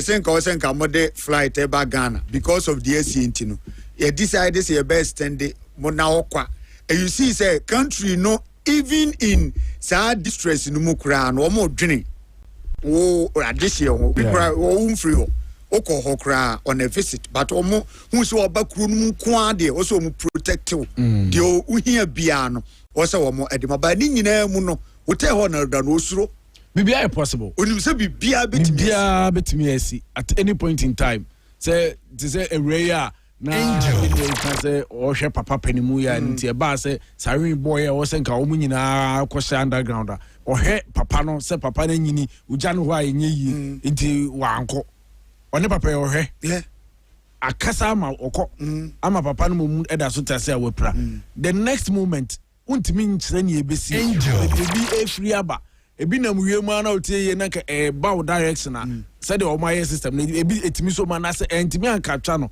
na fa ho na ba pe asemato eti hotel ne de keka ka ho nyina no wo ho no ma empire no nko na abebo eti ye tie die said the organize mo empire de will be bopa ye wo empire bo papa wo so bi nim ne ye ko sisi e bia yigina okay ma mini prince enko wie e wo Israel prince ye mo akwa babi okay enti behwe ni video no ana o kan wonam kronum enti obetimi aka se ehimfa ne himfa potin ena obeka se so far video say di kan ahwe baby o why won say bia bus stations ni ade nyina na jatom no ehimfa pa na obeka se message no to ba krom no why affected pa baby a hoye affected ebi to baby Russian and ebi so see protectiva and benche meshia making and tell Aviv na me woman say se see area ke se obo Israel na ukitaka na onamo agi se eche na kwotire wo say ha na de bi ato ansa na o wo say to ha e si an kwa say kumasi anka wonami enka bi kura mpo a ebi abako akọ to bi abrema ba bi a je se ofuwa na okobi a joso ansa na wo ko ba ko na esi enya de se se no musi ke se kronu nyina de ne butu ni ade ne enti sa bi ni se internet human okay so join it baby a onami ye Tel Aviv and now video ni ye video no asi Messi chapu procura dia bet no me for mo say we say sa di we dia ya adwuma na say ntemo na me ya ye interview ya ba femin nam krum na mi current one ya say by 9:30 utwa no be 9:30 na nka o say enipa ni krum ana nipa go krum bet o mo so because say no we say o cruise schools public gathering more crucial because more people but on make bonus and they go for it e wo ha na ko for problem mama and no say nanka Ethiopia embassy more di independence e yanka many ambassador ko mi because of sadly we no you say so crook na nanka say ko hotel wo the government na brase mani padodo enyada because unim baby abombo no ebetima kwakoto until no more intercepting we are mistakenly number could be a quacoto domina feed for the better things ube stay indoors until that things are rain say airborne munina more now new technology on the American home is the first and the last time they never buy say I don't know about a show phone so now you pay and show alarm say bomb no e ba be ba enti ba bia wo bi a say pay the nearest bunker do pay the nearest bunker no we na bo say alarm no bo pam by Indians are we look at no be born as say within some few minutes no wura bunker no do you wura bunker no we are later no so mu say wa alarm for say boy any different from your ball first no will full switch that said now no there you can go out. Oh, next, Obia, who use Ukita mobile phone. Obiano, Ubenya, Samasi, Ubenya alert, no, now back pay, I say, Bombo, but you got to the moment you go for 2 years, banana, nothing in a show is there. There is that for so be a back. Say, and then no, you have a show to be a will be as a carbon out to you, bicycle soon out to you. That's pay the nearest bunker. And you know, we are no pay the nearest bunker, no cocoon. Is there any other more by nominate Catalan or Macan or Blue bunker beer you could in the entity and say, I want to take party so nominate the other. But the difference no there is that the only bunker we are bombo cratos one the bit of good. All right, yeah, we're Ghana for no more to say, Mijidi said, they are only binum Casa, almost to say. Oh, Ghana for the Ubia, apart from say Filipino, yeah, and not an idea, Yanti, so Ubia, or yeah, the Ubia, Ghana for the Ubia, one the more the crack. Embassy, no, I arrangements be, and I'm Sadi, SCT. Who said last time they can say, Obekaya, because of Baba Ghana for do map, and I can say, and said that you could be a there is no need to say, Omba form of Ampa, information, Nipa Irevin, upon said government to bulk as a before Makunam. And Irevin, no crowd, never do you students or Mancasa, Echo Mukum Dada, and I know this is Kuranima, near one officer or who can of the first work also so they continue a go for no be or Mokoya just because of more purpose big and yes, and Tokanani who be asked. But Bilimo Casa, where do you want who because of say Ayitola Ali, what free moon in Tine, Bemo money up Brepa, Mawan, Beye Cassiasne, and Toka Omnisia for Akuni now. Oh, David, we can't move very so simple. Okay. Why? Because of say leader Nankasa Pias and I have 12 days one. Oh, I want to went to me uncle. Now they see a one can say only one on our page. Another question to quality this one no maybe who say now who says some of the international media no be kind of correct say na kind of crema engineer food in say Nura we are afraid you no can say who say everything is almost normal among for drink or coffee shops. The market is working and they're not saying, this is the time I'm going to afraid because of Prince Unim Bibi Jina Suma me na mene Farouk Awahab and so bonkomo mesanya ba o hodni sesi enti u videos no de na o kan fa videos ne bra na fe yatie for no and so enhwe na hold you on ma me mesanya connect you video ndi me di bia ba later kura mesanya di mo aba mesanya bia ba no mesanya bia ba mo okay me da se papa Prince Amwa ewo Israel na ye ne no bonkomo no ma mene Farouk Awahab ye international diplomacy consultant, expert in international relations, about world politics and governance. There, he's the best. Farouk, what you can you from today? Watching. Na anope umpumbo kodie. Yeah, inshallah. Your Ramadan mwa. Yes, inshallah. Okay. Okay. All right. The yeti ewo the yeti on Saturday and say Israel and the US for boom amomo attack Iran ama sabi the supreme leader or honokra no mo no afriod e ba ne nkrofo se no kra it has been confirmed. What is happening then ekoso? Well, I think that there's what is called the world order. The world order no akasifo no etimemne enketwan. And that is what I'll summarize it.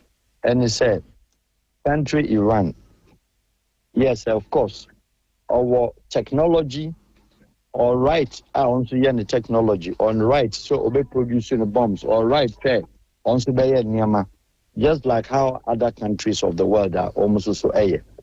Now, if we look at it from what is happening now, Iran issue of being accused or nuclear warheads, it dates far back. It predates the time of Jimmy Carter. Angel. And then it dates back the time of George Bush Sr. It dates back the time of President Clinton, 8 years. It dates back President Bush Jr., 8 years. It dates back Obama, 8 years. It dates back President Trump, 4 years. It dates back President Biden, 4 years. And then President Trump back again. It's a near existing story that we know of. But let us not forget, say, a idea, a yentokwa, a idea, Oma accuse woman several times. But they have also maintained, say, for peaceful program or the yen power and energy source and other light ammunitions. Israel, why any Israel declared to the world the warheads that will be. Find a man who warheads. Under the UN Security Council agreement, it is known that Israel need warheads, but everybody knows Israel has warheads. Take that one out of the context. Pakistan, Iran, Pakistan, and your friends in India, they have all developed their warheads, and the world is aware unofficially. Argentina, Omude, Israel, from Kokasa, Yempne, Emma, Iran, Yempne, Ma, India, Yempne, Ma, Pakistan. Name ye chinchina ye your problem Iran. Anything. Iran, essay or support to the cause of the Arabian Peninsula, Israel, Fukuma, Odikum, Arabian countries, Odikum Arabs, and of course they were referring to the Palestine. And then Israel, Ayatollah, and yet we say Ruhollah Khomeini, no, on a time. The Islamic Revolution of 1979, or no declare say, at no given point, Umbema Quine, Amaya Kumkum Arabs na and Krabophone Momotis into Onono is Iranian Revolution Guard Council. No, that was one of the things I decided say, Ombe support to. Now, Israel first started accusation of Hamas. So Hamas for and again the support from Iran. Hezbollah, terrorist organization, Oman Kasa say, Omun support to Hamas, Emma Omne Omokon. One should ask, say, Hamas we buy. The Hamas in 1987, Israel for 9 or Palestine. Ahmed Yassin, Oman, yes, I did. Ahmed Yassin was against Yasser Arafat. So all fighting for the independence of Palestinian friends, peace and the state. And Ahmed Yassin say, they want to remain as one people close to Israel. And they say Hamas. Hamas was sponsored by the Israelis. Hamas and Yama to form normally attack PLO, Palestinian Liberation Organization. Now it was Israeli organization, and Americans had the blessings of that. And it's a mosquito. I got them. Now I'm one pump the field go got a mosquito. You know about the cow.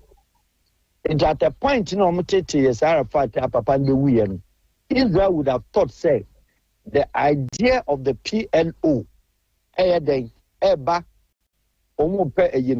Hamas for the support to near abolition, and Hamas wants to take power, take government after the fall of Yasser Arafat, after the death of Yasser Arafat, and almost started say, almost so pay, almost to state.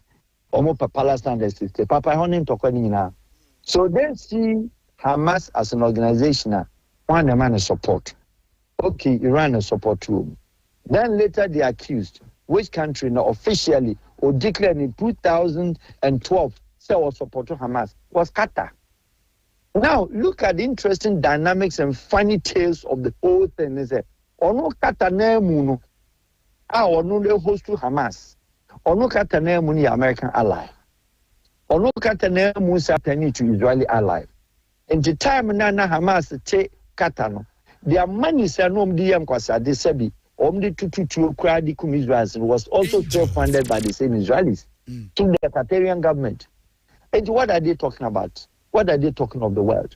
Now, in the 80s, in the early 90s, the International Atomic Agency, the IEA, the AIE, Omunu IEA, Austria, Omuni is run for transit.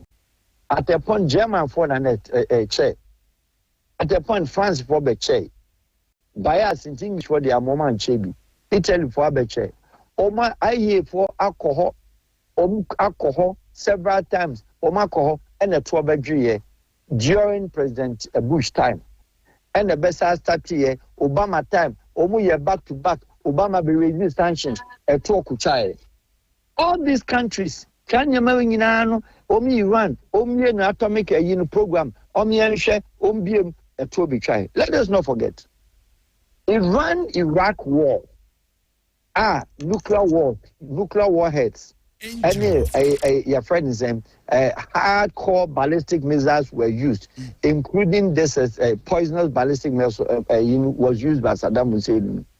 America at that time has supported Iran. Israel at that time has supported Iran to fight Saddam Hussein. Over the period, the two allies supported Iraq also to fight Iran. So in another breath, Iran were an American ally. In another breath, Iran were an Israeli ally. In another breath, they both of them switched against the Iran and supported Iraq. Back to back on records. And what are they talking about? The same accusation was what prompted America.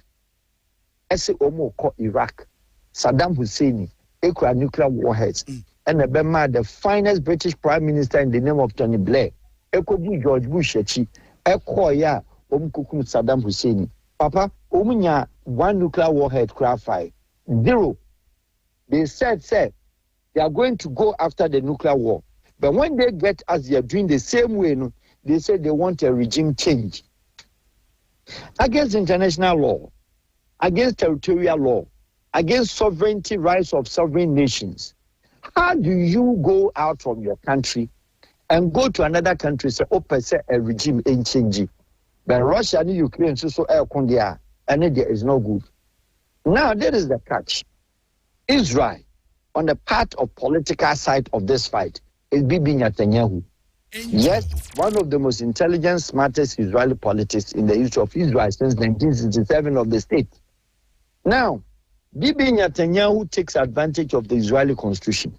So at any time one gun, with your back is in the air, there's no elections in Israel. So Bibi Netanyahu can call back to back. Now the time as soon. I accuse you in 2023, indicted 2024.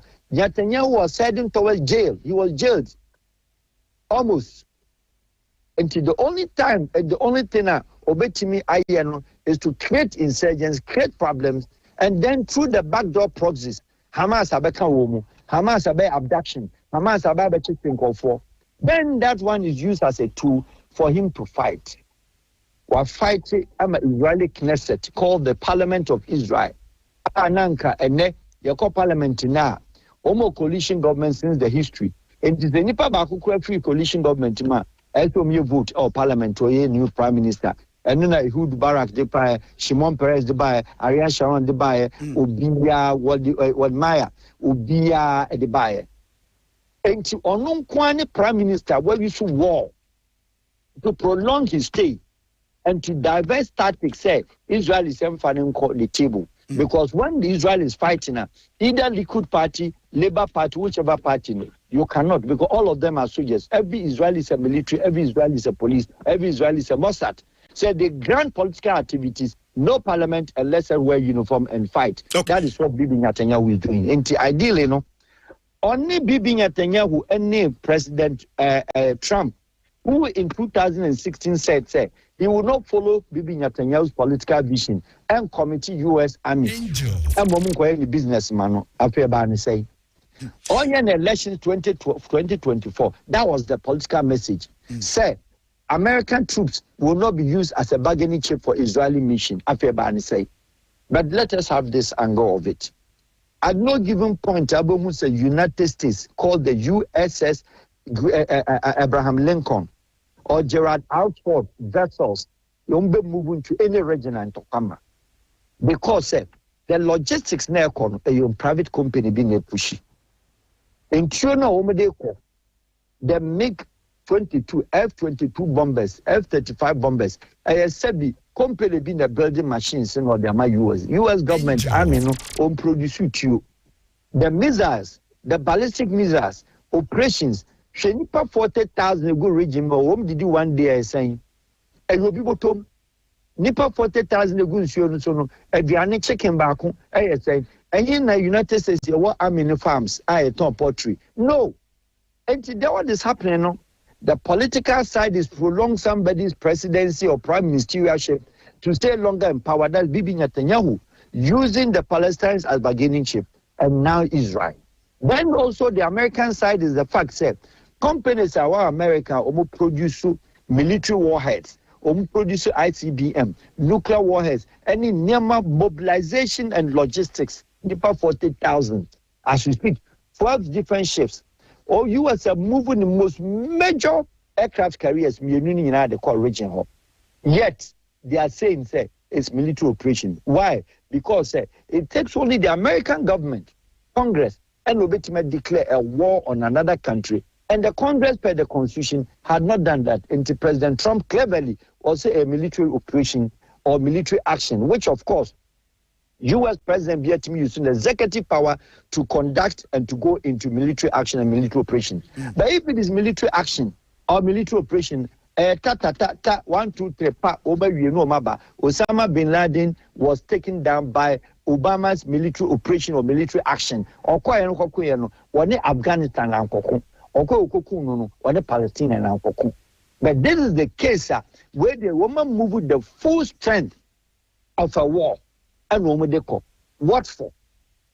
Now you made mention say the supreme leader Ali Khamenei. Ali Khamenei, let us be very cautious here. Some of us who are very abreast and knowledgeable with the system and the Arabian fight and the tactics, a war of such nature. Admitting that yes, Yakumuno, Ali Khamenei, Ampa Wawu is for Iranians now admittances and no medically 40 days of mourning. Here is the catch, and that is the thing one must be a bit surprised. Now, Americans in a woman who region about peninsula go to the edge of the Hormuz, on the sea. One mobilizing the troop over the waters of Saudi Arabia, Kuwait, and Qatar. The Iranians will not be foolish.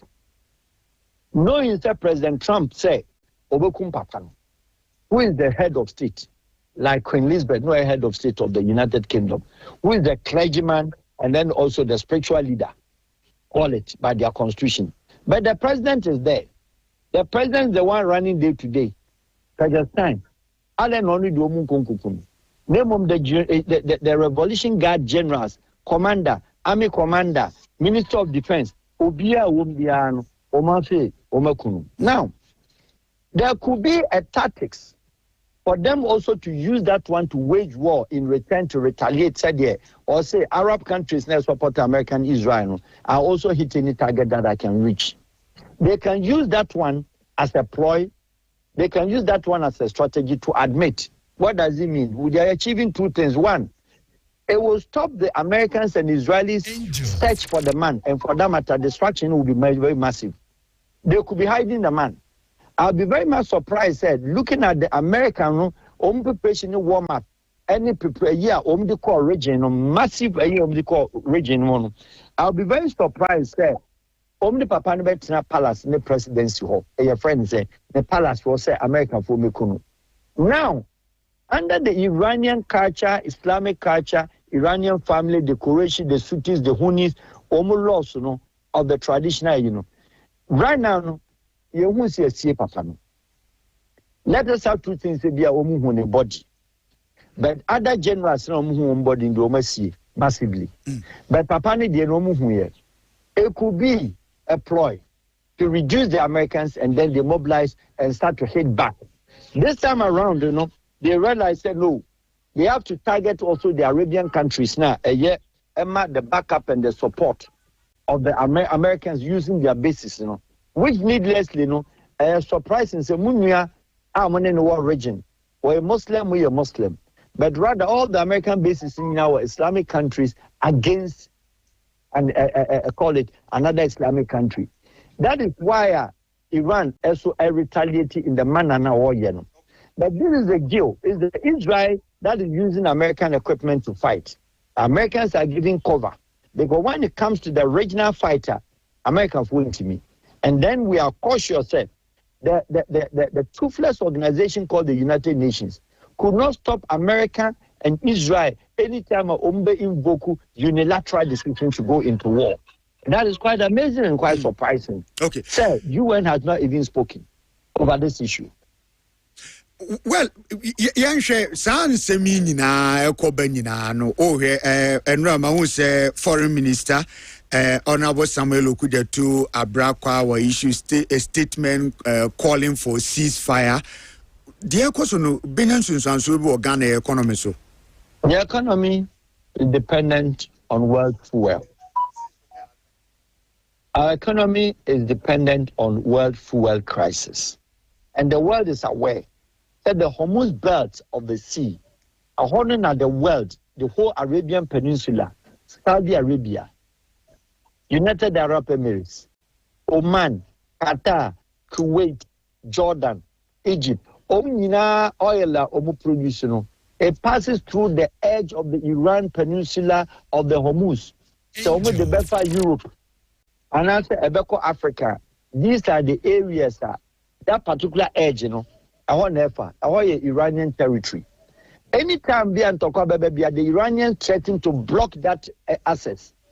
And when that access is blocked, the flow of oil, the flow of energy, the flow of all the oil now, it created the world economy into recession or a bit more heightened happen. Now a block. Who benefits? The Wall Street. Where's the Wall Street? The 111 Wall Street is in New York. New York. Meaning said, and Ranajo, the stockbrokers up to now will be able to tie 24 hours on that because the power, the energy power, the cost of fuel will run a surge. It will be surged up. And no matter the comfort of the Wall Street to get money and the Americans. And no matter support say United States anytime on only oil reserve. America has never increased the price of oil anytime they are even fighting, but other countries of the world, it does affect them. And that is the time America will take advantage to sell some of the oil reserves. So the business aspect is that American economy, Ghana may know oil minister Obekasa price more because oil never there be a refinery every day be a cotodeba or world market expensive. Gas or no only a price reserve or Baba subsidize it. And into Ghana economy. That is where the world economy is affected. But when it happens like that, it is to the advantage of the Wall Street stockbrokers and the Wall Street men, which is in America, which of course President Trump, the institutions, the money was made also from the Wall Street. What about the business side of itself? American government called the United States government. You need baby a U.S. Army, or no IU, on your bomb, on your helicopter, on your jet, ICBM on a private companies, America, and private companies, Republicans, they are on record, everybody knows. Just like the tobacco industry was for Republicans. And the companies way more bombs American, any jets are release helicopter Apache, de Konis Anyamano, bombu baby Papa, it all goes into the defense budget of America. That money, I have friend US private companies within the American army. These are the private companies or supply logistics to the United States government. My name is Wasem. So 40,000 troops. American farm no me need home si bakutimi akoko bako. Bakutimi akoko mienu no. Akoko krom we na day yourself for 40,000 men. Water somebody supplies water to the US bases. 12 ships in our home will be a supply in Sweden. When they see Omunyama laundries, When iron Nyama Landries, Nina private companies na. See the business side that it raises, and the companies you and I, as it were, your government issue contract sometimes friends and family. That is very normal internationally. Abrofunia in the West, HAN. It's always a company being supply and so on supply the US that is in combat position, that are positioned themselves in the Arabian Peninsula, logistics, everything prepared. Bomb with Tigu, ICBM Bakon Etwa, $1.5 million. And the company will produce ICBM, you turn ICBM by 20, 30, 40, 50 years. Israel GB, American GB. Papa, why now? It's a business war and a political war for Bibi Netanyahu. Business war for Americans, which the government and the Congress of America authorize a war. And cleverly, the president Voku said, a military operation. One name is Epic Fury. Israel is also naming Omo Lions Roar. Where do they get out of it? They get out of business. And what about Bibi Netanyahu? He's still escaping and running away from his indictment. Our prosecutors were calling for only years for him to go to jail. And they started killing the Arabians. Now, who is a war monster and who should be indicted as a war criminal? How many Palestinians no Bibi Netanyahu within how many months? Within how many years? Within 1.5 years, as many as 90,000. Close to 100,000 innocent people. Yet, Onon has never been indicted. The International Criminal Court, why they were declared wanted. So you see the whole scenario, it is a gimmick of a joke and a concept. Around some of the world leaders. British and Kasai. But when it gets to invasion, because you must go through military operation before you elevate it to invasion. American 4P said, Wakose Omukoye operation to destroy the military, the war arsenals, the warheads. But religion government change. So if they are going to change the government, then you need to go invasion. What is the invasion? You now have to step on the foot to go and fight communal fight, ground troops, ground fight. And Americans know say when Israel minister, Obetimako ground betitra. The Americans and also no military were good in airspace, but we need good our ground. Che France Bekahun, Che Italy Bekahun, Che Spain Bekahun, and then specialize Che UK for bar flight about the ground Bekahun. Is that what the world wants to go in again? What do they do with Iraq? What do they do with Libya? What do they gain in Afghanistan? What do they gain in other countries? Military invasion exercise, leading to declaring war. Okay. At the end of the day, it is no more military operation, but now they are considering invasion, they are considering war. So if you have to go in war now, where and how do you draw NATO back into it? Then you plunge the whole world economic crisis. That is where me Ghanaian or you Ghanaian, we should be crying at. At the end of the day, we are the receiving end, whilst others are making money out of their own decisions. All right, Farouk Awahab, ma yenwase anopai se odi ewura the AC no emu ye grateful sa anopai oni abonkomo e wa hase ala enkan. Mashallah. Farouk Awahab, international diplomacy consultant or expert in international relations, world politics and governance, and I know Akwakobo and community. The Ekoso and na Victor Ama ewo Bahrain was a good morning and Kwame Adjei. We are safe here in Kingdom of Bahrain. I say I'm watching you live, but the sound and vibration is too much here. We still need protection from God. Okay, nti more baby are affected ni nyina ma hu o mewo Dubai. Me say madam for be uncle Dubai da o could do Dubai for the first time. Nah. Oh. Nti are hosempa. Journey live on Facebook Angel FM Kumasi 96.1. Nana man soko bunu nkosoro hima wampa nana empombo kode. Oh nyame ada woro ma ya sori de ye din ya nkratam. Ya de bia ni hwa. Katrama da boje mu de. Se wonhu de. Wati wonhu de ekoso. say dear say wa to mpa yi o ubusuani bia anya busuani mpo say mpa yi he de ma ne ye gidi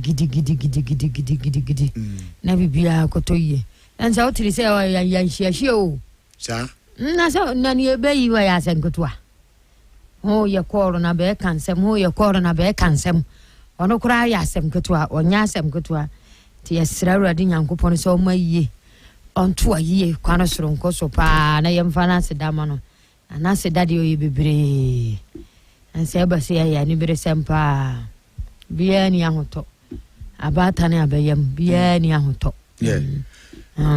no correct they only say on radio said what say memo achimbi bejo so kwame BBI fine oh yeah nyame adaroma ohu ye mobo happy new month to you kwame yeah same to you and to your team for nyina say nyame adaroma so mefofo no o say enche ni ru February asa February abesenko ama you read the 3rd month mu kwame too soon when we ba so no na the 3rd month March no so na do finfi ama no so na ye say ye be contentem so ano no nti ye de nyame ase baby a odin abedui minim se na domara ko bohu ye mobo na wokrukra musa nema mbe den ne so du baby a se de tie bia no nyame be ye adom na waye ye moa ama yakoso akoye nim nti ye che ye tie fo nyina na mamenna adwumako yase adwuma de one time water west company kwame o mafato mu so mutu nsum e wo efiefie mu school mu ensori ni nnwuma mu it is bia wo nyame ato won sam ukro mu kura no bia wonti kro mu ba do ko hu se nkofo brands na o manya nsu a hwe e ya de passe obetu nsu wo kro mu ye de afidie si so na o manfo esori o manum bi o monum ni nyina no na o mo bom paye ma na eye nsira obi o na adwen ko so nyame ato won se na wo kan wa nupa bia o mo hunu se wo so abamfa so a tunsu wo kro mu tunsu wo mpota mu bia wo baby kro no nte okra betimi akoye o mo samoa no o mo enum nsu no o mbebom pa ya ma nti ano pay frɛ abranta de didi osma bukai e wo 0240 812997 so 0240 812997 osma ba be tu so bi kama wa wo bi kra ho atechema no obaba be CC ama na asomdwe aba Imperial Assurance e de Asempa Super Promo 2026 no aba ya eguso a beba na wiye nyame ya adoma April bosom ya we anim na wiye pepepe there's all yana sabia na wo ka kuna ye ka wona anase obi ka kwa na wo hweso ma no na insurance na wo se okoya why bi nso na expire fako Imperial also what o munka so mo run promo sisi a enema se yi pa de o be ye ne se o mo be ye sa renewal ya ma sa fe so na o be foforo no be ya ma kama utiri ya o be ma coupon buka kwaji fuel free o mo won sisi ya hodo bi o ni nyina wo ho a o mo eye ni free ama wo emu ba ku bi o ne se wankasa a wo koye insurance no betumi ama 1 year life insurance kama ese ohawo amanie bi etowa na chese asomdwe ewufie kabo gidigidi bia ni misanse Imperial Assurance for abu chidom anopay 0577 67 87 47 0577 67 87 47 na omo enje so na omo emo so won agent no edoso ma fa na nyina no omo ewo ntu de obisa obenya won na omo aboa Imperial General Assurance or solid protection wono so eka ho na de obon krata mu nsam bre bia etenasa na ye de ebre ye de tifo na anope Kwame se de ya boso na ye kan Israel ho ensem ne de eka ho nyina no bize baby ayi gina no o se man focus obon paye saha. Oh yes. Is it not be hard? Say we be hard than empire. I was say man focus on empire mo ma de se awo. Oh empire de bia was say ya. Christo ni akode. Kwame de bia was say ya boy say the next minute unim ne beto. Anopa tiawa. Every moment BBC na so unim say ebe so wo bonkuma na unifa. Obi e ho no ma wo de se no no. O akonti wono na ye adwuma kwa de support kakraba. E kan say ewom. Efie gya adum. Esuma durumo. It's a empire na ebebo obi o the person may not be a family member o say there are nkrofo a be mutu kakra enso o ma utimi unua bi nyam wa free no so saa emwa no a source of livelihood for unua no e kate say wo mu ahwa unua no na ho kire beba ho enu ntina me say niam ne bebre no aye chain eto so say bi didi bi mu it is a what one hour yes oh we dey yima ena enya na asema ekoto yima say kimbia na yima esokete Morgan angel e ho kotepe Morgan betwere ni abehwe na che sa oboa no eti na no na ma ehia se de bia no empire bo de yugu so empire bo without action de eya na eno no se bi akwadwofo ade to bo empire no of course very very effective so bibia wo ye bia no there should be an effort ultimi mo empire na won trase wo bo empire se nyame emfa bi emfa bi so mebo na wo MP na wo se dem a emwana ma upia bontia na wakohia ni pakro na emwa kro no de aba eti US for ne de Kwame omu betu anamo bia na titu Donald Trump obetu anamo no na owo bibi nyina so bia o se waka se Iran for no omakoye huriye abro ewo mutirim utie yenua Farouk ne nkomo ya ayese on support Americans no business aspect be Emma Trump money US for number movie no more interest be of course action be any say Kwame we be take care only pakoni interest and he said the Nkrofo can so omo defend we ase omo we say the be ase be peaceful no onu hu ni say entisa o assistant no o interest be pa gidi yes na personal interest entina odi movies are no angel whether I know you no kwesa anya no Kwame de bia no say ko ba say enipa wom say nipa enkwa ebe firi mu aya na eno ne bibia ha adwen papa but of course no kra ne say US o movie when ono onya interest bi wo akire baby but is there a larger interest the one that would be of the benefit of the whole world or the rest of the world beyond be another kaka no benya free mu na obe movie they were in a meeting Thursday yes omo discuss say omo nuclear weapons omo and say omo ni nuclear weapons bia enti omo meeting no and day Friday Saturday na US akabum a strike my video na ebinum ka monfenchem say he died like a chicken ena ne ene mahu a video from Iran our more can say the man died on his feet na omo ka kire ne say onkwhye iron dome ena o ka say there be onko one ne nkrofo no womo ebe jina one say bia say bibia pesa tunu bia entunu so he was saying said the man died on his feet that is a honor no person with 3 men croffortias but looking at how yet now say then on Saturday US and Israel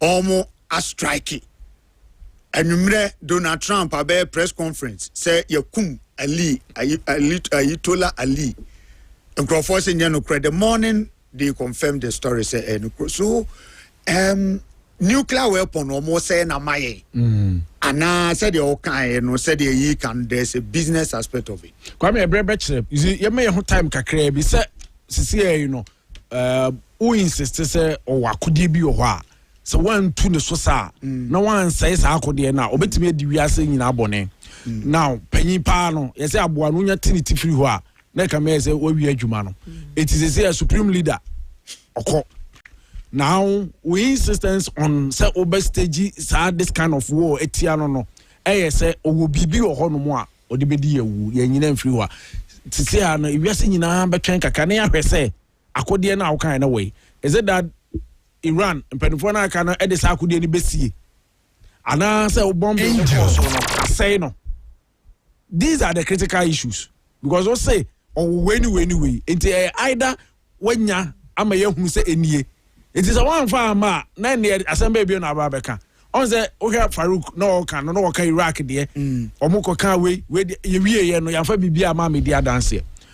Baby, I cacono, say, CCA, only run every on the Israel Janafa. A drew point to be not say Yamaye, who say, Ampa, and conforming some night, can I so be the baby boneno, any way, pay. Now I come here, I say, and you're not interested.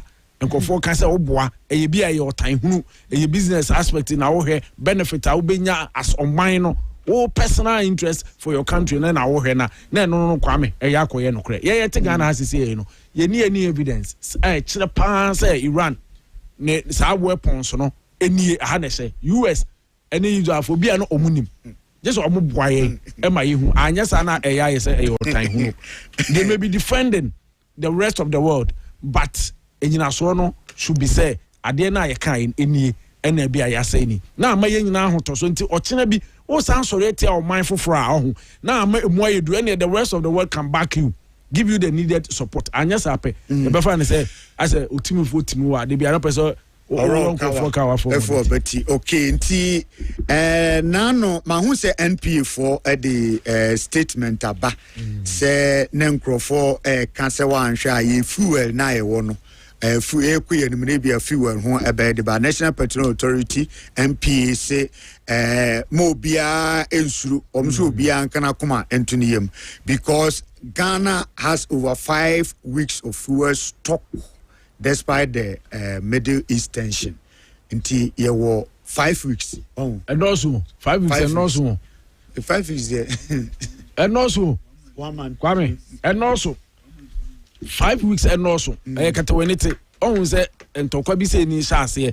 The Babway say and Manumu Yano, a bit tramaye. Na home so no se blockage no mbe bia tu ma no mbe bia tu because anya sa 5 weeks se ekoso a no me o madwene se ye be chese wiase se ye nso ye de ye ho eden ye wo bibi kutamu a 5 weeks because they say de ye wo no ye guso a ye yusu ko ye konti se bi meka ho a ne wo no results na wo no ene na ye kwa anti se 5 weeks na e bedru na bi ma ye pe afei na ho che na shase na eba eti ye wo bi ye se aban ma ye hunu se oh yes and say yam say say na be just 1 week or 2 and they say through but 5 weeks na dem hu ne say e bibi e do so ntie ma ya adwene nkoye say oh nia ye wo no e do so ama e no so sa de hia ye say Papa Donald say o mate papa ni tie free so awia o mo hwe say asomdwe be ba kaka na Iran for no so beto o mo wase say o de ye pese ye biem but if it is indeed says o mo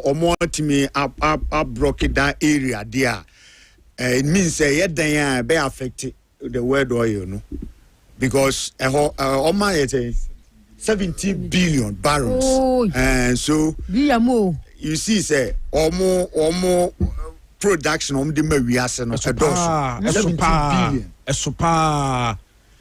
and other countries are Omunina and Namhona Kwame. They say the moment Ombetumete say ye pese ye kwa doom. Peso kwa doom. Na ye say a quantum pompa or de kona the airport. Ye pese ye airport. Na ye see crowfum quino. Ya blocking no. On say a one major access route or de komo free side sending in a airport hono monam. Oh, it will be na akoka e bia kwan no ba akopa na mienu omo free bia bokro mu de na ba nti bia abakwa ko nwan na beba ni nyina de ahokere beba it is obia ka kire wo say oh we ne de bia enye bibia be ye hu kese bia na oboa ene na nipa no nim ni awoka na nipa ni nim ni awoka ni wo say ye sisi aye say Donald Trump mo omo beba from na Iran for no say de abufo ni ewum no omo be to omo ase kakra no be o majuso be nyasa na o ye na adwo so be kire wiase o aye di say Israel, any US, any Omo in the year, Kwame. Yeah, so by yes, of course, almost a business. Yeah, but Obama, I want to Australia, China, I think almost 45% of oil for Krun Fru. And is almost and to me and yeah, you know, effective. No, so the baby so said all kinds. He say I am pipe. I am pipe. You know, so we are Nigeria for the statement of the bias so easy fire. You know, Ghana say statement. US any is a carbon. Hey, these are camera. The guys who is as I once that time was so. What about anyway for diplomacy sake? Say be ya a minus so be hu say oh Ghana for the man be tumo ya nha ma ya mro. Kwame ya ceasefire. I want talking. Dokuna word. Dokuna pia pa. I think pia. Yeah, bobe bia obefa bia. Ai, na no me bubo bia wia. Me di bi show fridge. The vanilla na. Ai, sa vanilla here ubodi. Na wo cool say vanilla sa. And the pan and na unya wheat kinky na. Wheat dia ni nyina ma so ni. No ne kuta high fiber. Inti se uta di na brebebra etumi control sugar level. Sir, me kwa yie bi ase na na be de sebo. Ti me hu ya na me kwa gibi. Control sugar level. Bi to me wo a diabetic patients no kra type 1 for no midi e boa wo mo nso pa. Mama, inti we nya se udi aduane. Dabi. Keke. Dabi. Grow your body. Adro kese pa e bo nti kona kwaje de. It's healing your body. Open the wheat kenke, open the choco peanut kenka. Ni nyina ahoto kenke. Tafo goil one methodist asorendi hwe ni mu grow from total top high goil filling station micro shell and afin so chronom reliance fuel station patase oben brother man shell filling station on Sars pharmacy or patase Kumasi city mall manhia Nick petroleum na afi Posh 1 ewo Abrepo junction ase okwa wose open ahoto kinki oye wedding oye engagement 0549 010000 0504 132727 na onsujibia ahoto kinki wose anopaya hi ai ni wanji krima soap so waya dwaso anopa ko hwe me Facebook amewede no otija ye de baba ya ha baba kan okre anye entrekesi bia na yeyo ai angel soap bi ni ndi dware na me di nkun bi me dia wosa me ho enti hwe se na yewede siti apa na me hye na to da wo nkyane a sika me enu ntua wa ba yi ni ama ba ekoyie mama ti so wede no nkoyi a me sro wisu bi na omo a kwano sro nkoso ya baba kama de kua wo hawo ne mema no kura no ade ne che kura no be sane afafofra ka ho na won kreke kura de ane wuti bete bebe soa ma afofro si afofro no phone so kura se be ya ha angel fachi keke so eno ye ma me no ma ho ye dwam bangefo ho tefa ko ananse wo ya ha wo so wa so nsa wa so na me wo fa yita alignment wo traka wo bre usisi ka adunom ho ye adwuma dene ho sisi wo ya master bu anom angel ha bo ha me cha so wo so na no pra bia ne obedi nyina why say wunhun ni obedi wanum wa yo nwono saa wo mnintasu a waya wonye yie wo so a wanye nsane ye wo so a wanye bibia wura dam wana ye waya wo so nanom na homa wo kwano so nkoso fa kire Dr. Mensa so chemist be ya ho ai 0208 164457 0208 164457 and 0244 780828 Ajaba jewelry no ajaba Kwame Afiriye bia na me de kura me ho ajaba watch mi yire timfi ma me tin disiniama nsuo timwuram nso osane ye na adwuma sika kokwa ade de ya ho a wonya ade kwa wuro da bia meka me sa auto ade betem no ye papa wo be bisu sa acha ne dodo wura wogudam oye hale se urade a wadom bia to abadi na pase benye koma ade de koto akola nkuma ne ode beto ne nsa asomade ade be hye no watch papa bi wo ye sika kokko de sane ma nyina ajaba wobi ajaba toma no so okreke pa so me ha me dododo ni nyina ya ajaba toma hidia wa ya wode abadwa so asoto so ya ho manhia traffic light ajaba ya ho manhia ajaba family house so ba ya ho 0277 prepare the second street so ba ya ho 0277 404488 0277 404488 okay ama mamenye birthdays we have quick enough yanto aso I say happy birthday to Clara Ansu a people of King of Peace Educational Complex at Dra Eshiem. Clara, may the good Lord grant you wisdom, knowledge, and good health. We free your dad, Mr. Oscar, wishing you happy birthday. So we move on. Happy birthday to my beautiful daughter, Vera Nana Kunadu Amponsan, who attends Royal Blues Montessori School. May the good Lord bless you with good health, knowledge, and success. This one is coming from your dad, Mr. Kwame Amponsan of Krupon Dabain, signed by Dr. Abedi Kwada. So wishing you, Vera Nana Kunadu Amponsan, a happy birthday. Happy birthday to my daughter, Janet Ya Bomfo. Wishing you knowledge, good health, as you celebrate your day today. This one is coming from your dad, Lance Corporal, Bonfo Headquarters, Southern Command Accra. I hope I got that name right. So happy birthday to you. Nyamin Shra Onkao na Omo Akuma Swadi na Emrem. Happy birthday to Winston Nana Adjei Jumo Akwa, who attends First Love Academy. Wishing you joy, good health, and more knowledge. This one is coming from Sandra Afriye, aka Africa One, endorsed by Dr. Abedi Kwada. So, wishing you, Winston Nana Adjei Jumo Akwa. Happy birthday to you. Happy birthday to my niece, Miss Christabel Akosia Frima. May the good Lord grant you all your heart desire. This one is coming from your uncle, Papi Dave of Ashtown, downtown. Wishing you, Miss, happy birthday to you, and enjoy your day. Miss Christabel Akosia Frima, and happy birthday to you. Happy birthday to my daughter, Annabelle Opoku Anane, a student of Esikasu Methodist Primary School of Obuase, wishing you knowledge, wisdom, and strength from your mom, Obapa Efia, NSA Yerisho. Happy birthday. So, Annabelle Opoku Anane, today is your day. Happy birthday to you. Meba sisi the bonkrata no aye krado na aye rada bonkrata no I say the bonkrata no e kasa anope. Hey! Masada pana chale ma Jimmy Mixi. Ejina bontin na me feel frisky. Israel's air defense has made hundreds of interceptions.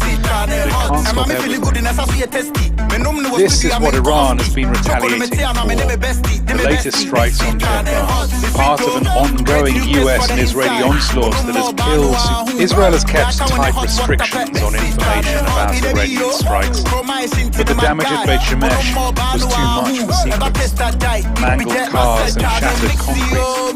Police say most of the dead were hiding in a bomb shelter. Israel's air defense has made hundreds of interceptions, but it can't stop everything. This is what Iran has been retaliating for. The latest strikes on Tehran, part of an ongoing US and Israeli onslaught that has killed. Israel has kept tight restrictions on information about Iranian strikes, but the damage at Beit Shemesh was too much for secrets. Mangled cars and shattered concrete. Police say most of the dead were hiding in a bomb shelter. Israel's air defense has made hundreds of interceptions, but it can't stop everything. This is what Iran has been retaliating for. The latest strikes on Tehran, part of an ongoing US and Israeli onslaught that has killed. Israel has kept tight restrictions on information about Iranian strikes, but the damage at Beit Shemesh was too much for secrets.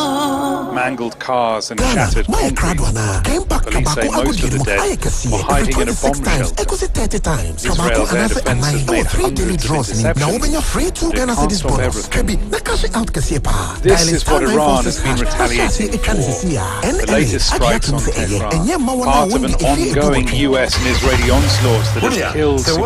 Israel has kept tight restrictions on information about Iranian strikes, but the damage at Beit Shemesh was too much. General Assurance mangled cars and shattered concrete. Police say most of the dead were hiding in a bomb shelter. Israel's air defense has made hundreds of interceptions. It can't stop everything. This is what Iran has been retaliating for. The latest strikes on Tehran, part of an ongoing US and Israeli onslaught that has killed. Israel has kept tight restrictions on information about Iranian strikes, but the damage at Beit Shemesh was too much for secrets. Mangled cars and shattered concrete. Police say most of the dead were hiding in a bomb shelter. Israel's air defense has made hundreds of interceptions. It can't stop everything. This is what Iran has been retaliating for. The latest strikes on Tehran, part of an ongoing US and Israeli onslaught that has killed. Israel has kept tight restrictions on information about Iranian strikes, but the damage at Beit Shemesh was too much for secrets. Mangled cars and shattered concrete. Police say most of the dead were hiding in a bomb shelter. Israel's air defense has made hundreds of interceptions, within 5,500 Ghana cedis. This is what Iran has been retaliating for. The latest strikes on Tehran, part of an ongoing US and Israeli onslaught that has killed. Israel has kept tight restrictions on information about Iranian strikes, but the damage at Beit Shemesh was too much for secrets. Mangled cars and shattered concrete. Police say most of the dead were hiding in a bomb shelter. Israel's air defense has made hundreds of interceptions, but it can't stop everything. This is what Iran has been retaliating for. The latest strikes on Tehran, part of an ongoing US and Israeli onslaught that has killed. Israel has kept tight restrictions on information about Iranian strikes, but the damage at Beit Shemesh was too much for secrets. Mangled cars and shattered concrete. Police say most of the dead were hiding in a bomb shelter. Israel's air defense has made hundreds of interceptions, but it can't stop everything. This is what Iran has been retaliating for. The latest strikes on Tehran, part of an ongoing US and Israeli onslaught that has killed. Israel has kept tight restrictions on information about Iranian strikes, but the damage at Beit Shemesh was too much for secrets. Mangled cars and shattered concrete. Police say most of the dead were hiding in a bomb shelter. Israel's air defense has made hundreds of interceptions, but it can't stop everything. This is what Iran has been retaliating for. The latest strikes on Tehran, part of an ongoing US and Israeli onslaught that has killed. Israel has kept tight restrictions on information about Iranian strikes, but the damage at Beit Shemesh was too much for secrets. Mangled cars and shattered concrete. Police say most of the dead were hiding in a bomb shelter. Israel's air defense has made hundreds of interceptions, but it can't stop everything.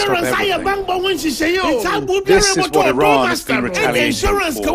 The latest strikes on Tehran, part of an ongoing US and Israeli onslaught that has killed. Israel has kept tight restrictions on information about Iranian strikes, but the damage at Beit Shemesh was too much for secrets. Mangled cars and shattered concrete. Police say most of the dead were hiding in a bomb shelter. Israel's air defense has made hundreds of interceptions, but it can't stop everything. This is what Iran has been retaliating for. The latest strikes on Tehran, part of an ongoing US and Israeli. They came out in their thousands, dressed in black, weeping and holding portraits of the late Ali Khamenei. Your business can now get unlimited internet starting at only $1.99 CDs per month. What exactly does unlimited internet mean? Well, you can video conference with overseas clients as long as you want. You can send and receive emails as long as you want. Your clients will keep coming back as long as you want. Get bottomless internet for your business same day with Teledata ICT starting at $1.99 CDs per month plus a 10-day money-back guarantee. Call 0302-211-299 or check out teledataICT.com. News that really fills one with anger, full of hatred towards Israel and America. We must avenge the blood of the leader. Digital audio broadcasting DAB. Iran's Revolutionary Guard has National Communications Authority NCA Edikasa Fideni Biefufro Ayatonedi Digital Audio Broadcasting Bagana Kasafideo JT Angel FM Edini Jesem Abba. I'm telling Trump and Netanyahu, these two filthy criminals and their agents, very openly and transparently, you have crossed our red line and must pay the price. Explosions have been had in Israel and several countries hosting US bases in the region. And in the Iraqi capital Baghdad, security forces used tear gas to disperse protesters who gathered near the US embassy. The assassination of Ayatollah Ali Khamenei has left a power vacuum at the heart of Iran's political system, and a region bracing for what comes next. Hamza Mohammed, Al Jazeera. They came out in their thousands, dressed in black, weeping and holding portraits of the late Ali Khamenei. They GH website on our app. Use the promo code GHDRAM. Never get 300% local bonus. A copy 5,500 Ghana cedis. We lost our dearest person. We lost our elder. We lost our master. We gathered here because of this. I don't know what to say, really.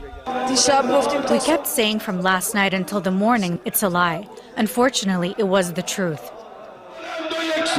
Many are also demanding retaliation of Israel kill Khamenei. It was shocking news that really fills one with anger, full of hatred towards Israel and America. We must avenge the blood of the leader. All right, so live on Angel 96.1 and your Angel in the morning, ma yengra delbo enkrata num. Now quickly, me run you through newspapers ni bia apie ene anopay. Yen started with the Daily Graphic newspaper this morning. Daily Graphic. Benyiri Mediation Committee presents reports to Interior Minister. Calls for monitoring mechanism to sustain peace. President Mahama in Arusha for anniversary of African courts. Cocoa reforms will secure fair prices. President Mahama assures farmers. Stakeholders push for independent sanitation regulator. They will block 6.2 billion Ghana cedi losses. Okay, to the Ghanaian publisher newspaper, Anot Dompre Ike project brings relief to thousands. NDC government taking Ghanaians for granted. Afenyo marking. Katamanso king makers bag Afute Agbo. Ni laye Afute Agbo the lion. Esuman questions RTI due diligence over MIF 2024 audit dispute. Why President Mahama champion African's Court of Justice in Arusha. And to the Daily Guide newspaper, Dr. Boache, Anna's mother with 50-bed children's ward, pass surveying council bill according to GHIS. Slogan, no action, minority slams Mahama. Major reforms underway. Sole source contract, emergency procurement banned. Parliament approved for state property sale. Iranian supreme leader killed in U.S.-Israel attack. The Ghanaian Times newspaper, Ghana back on track. Open for business. President Mahama declares at SONA. And minority describes SONA as mere rhetorics, queries impact of economic stabilization. Ghana activates emergency plan as Middle East conflict escalate. Council of State member cut sword for 50-bed children's ward for Smartest Hospital. We any some of the newspapers are appear Ijaso and Anopay. We etiawa the workout ahodo no Kwame Adjei so atifi ensem na Daily Graphic kespa wo de ba no pay mapanyi John Dramani Mahama so akopie Arusha na de ma okopie wo ne sempanifo sefa unse wono mo SEC court say African court na ono no akọ company fo wo na ni omo kwakodi djuma mapanyi ache say ode na ho de nim de nyina etasa court nse yampanifo aye echi na yemra Ghana mam na yehwe yemura benyiri eho ena bejoku ampanifo pa wo mo so mo hwehwe asomdwe ema enkoso ompotam ho no so ede wo no mo ekrata hwemo mo yeye nkomo a mo di ahodo ni de piem nyina akuchi a omode koma omaiso afo hwe omanwe ne afisam so no nyamfo Mubarak Mutaka se onye na de omo hwe ye omo hu ye no eni omo se ebehia papa sempanifo be yen sese ya ebe mo wani adi benyiri ne mpotemu asumdwe ensese ye ati papa se de be ya se ehonjo kakra onyi wani na ensanko jensam na koko hu sensam so krata yi ede aba na no na mampanyini na no kogina simpe so ekasa ye no ochese ensese ya hodo ampanifo etotototo no ogidi se beboa pa ama ejina koko ne bo no etimi agina yie na empo wiase ama se bo no koso enkoye se de esi wo Ghana na anu ntema ya aban ejina so se otete ebo no so no eno ne asema mampanyini John Dramani Mahama ode ama koko akuafo na nimdefo bi nso ejina wono mo ekase se wohwe ye maimu a eba se ahunidie ensensem obehwe na se o gata biasi baabi bibi koso ho emwaye etimi na mua na akofa yarewa abreye eno ono mo se wo se yenya ti se adwumakuo se nipa bi e be shada da sha nensa na ono na adwuma pa ne se obehwe se ahunidie ho ensem esese ye wo ho no ye bedi so oman na eno na ogidi se ebeboa ye papa beba ekabwa eya na afibia no yesese a yese oman yi ahunidie ho ensem kwa ya boka no esi ano ode ho enkutabu abrewe eye daily graphic do bokata na nsem a ode ebre anopai no emubi eno no na daily guidance so ha me de so na nansoko ato aso amaye na ohwe daily guidance so animu a dom kuma ba no dini afenyo marking one mampanyi John Dramani Mahama bon komo abra na no mampanyi kopi mra se bedwafi na okosesen kire yen sede o maye gina bia ye wo mu eti okasa wie na afenyo marking ka che mampanyi se hwe mampanyi no we de wa meka hwe o wa anka hwe no mampanyi se sa de meka enya zo wa anka hwe na omumienu nyina wo no mu esre omuwie ye na afenyo make kase eye kase hunu bibia ensi na mampanyi bo na beti no so de amanyo sem na uguso awoye no eti matwase koko no odi no mampanyi ji koko no se bodi koko aba eno se mampanyi o kan ye de se bakaja kan no be koko so kama koko ye di ubo na udi a eno mumienu kwame almost dash dem a ono mo ss wa ha eti na jese eno ho ensem kakra kratai ode ebaye na Iran so wono panyin pafria wafri mu ya bohon komo a chechense mu a no so kratai de mfonyini ababeto ha anope maka cho dada say ye born a passion guide or say I say state lands just a parliament ma approve and sign a state land amount on say be say na otwumi enu ana miensa ntam ni na wokaya so afo amakofibu a e ba bonte beka say e reforms bi o maye say bi wo hokura no ana otua e Canada eno no ba bi a wotua duru no ye be say ye hwemu ni ewu say wo say bi a wotua bi ka ho ni nyina on be yes assessment na o mo de ho say be ba nti say ane de say asase bi da akira ha na ya ban de anye so fiti ya say na kemi fo ama okwan na ye say reason ni bi ko so nipa mienu bi ko ekobopo kan o mutirisi so say asase we esum bi a 10 billion ye beton ama Kwame Adjei ene ya onimako bi a 20,000 a umfa ni sa ye beto ye bo asese ehunu se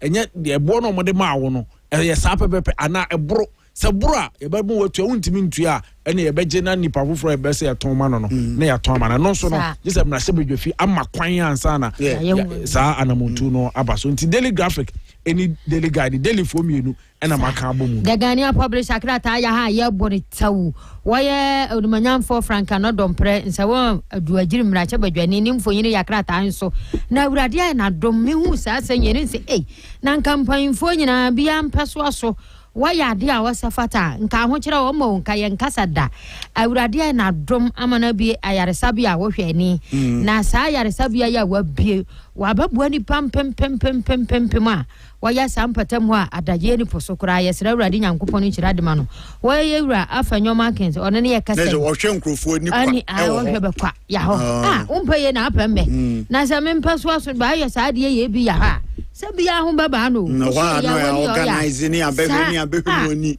umpaye na apambe aja afanyoma ken papa no mani je no ho se minyane telephone number anodompre wano de ma awie na waya ayi afanyoma ken donkuma be ya mra chebe dwafie ba no deni ya papa no ne ya kasa wa kukuru ne nsa no se Ghana mampanyi me ka chiro mfa Ghana fo ni agro kura o mfa ba ni agro kura na Ghana fo yenye ni paketo akura waya katamanso so ahemfofo abaya ho bese beta afeto afote abo ni laye afote abo Kwame ko no mami ni laye afote abo katrama arona eredia wo ha me pa o onzo na na pon katamanso member of parliament no lion wo hwe ne kala otiapo the Ghanaian Times krata ya ha Ghana mampan John Dramani mama nanu ni so ani so na he ho nsam obekeka ye wo se mpredi ne maguna kwanum pa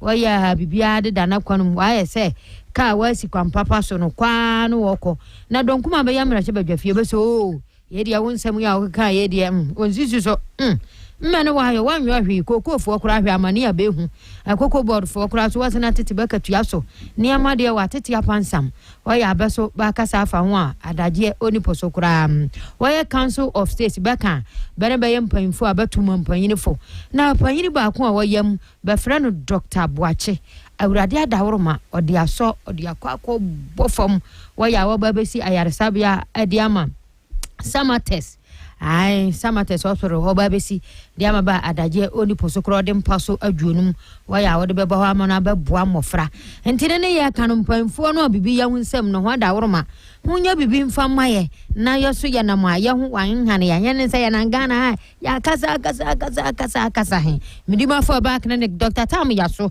Dr. Sebra na wontu yade asem fa ma stroke yade abakade ohuja tuagu bia no se wa ko ha ba o kase Dr. Yantrekese ano ya wam yade de o sapa diabetes yade so o sano kwano soronko so amansan nyina ba jatuma waya bebose sabia so se be nyaado be ma sha ere de doctor o se sharpna no obe pagema mo na yese ba wo ma no upagema wa se kutu se bam waya adaje oni posokora me aminim se adumrante ene na wusu ubo adwuma dada abanga so ubo adwuma lawyer jeke do Toronto badwonum munyina amotiapo enti doctor se yen kanchiro se adansidiefo ya ho bia ha wono akola no o jansu endi guma jai jise hu chanyimpa saa be mandi obama wa brepa abako 3 rounds na wotu nyina fo akọ doctor ho na wo ma opress bi mene na wontu ase mfa ma prostate hunya mfia aduana akọ a be ma bia se okọ sechi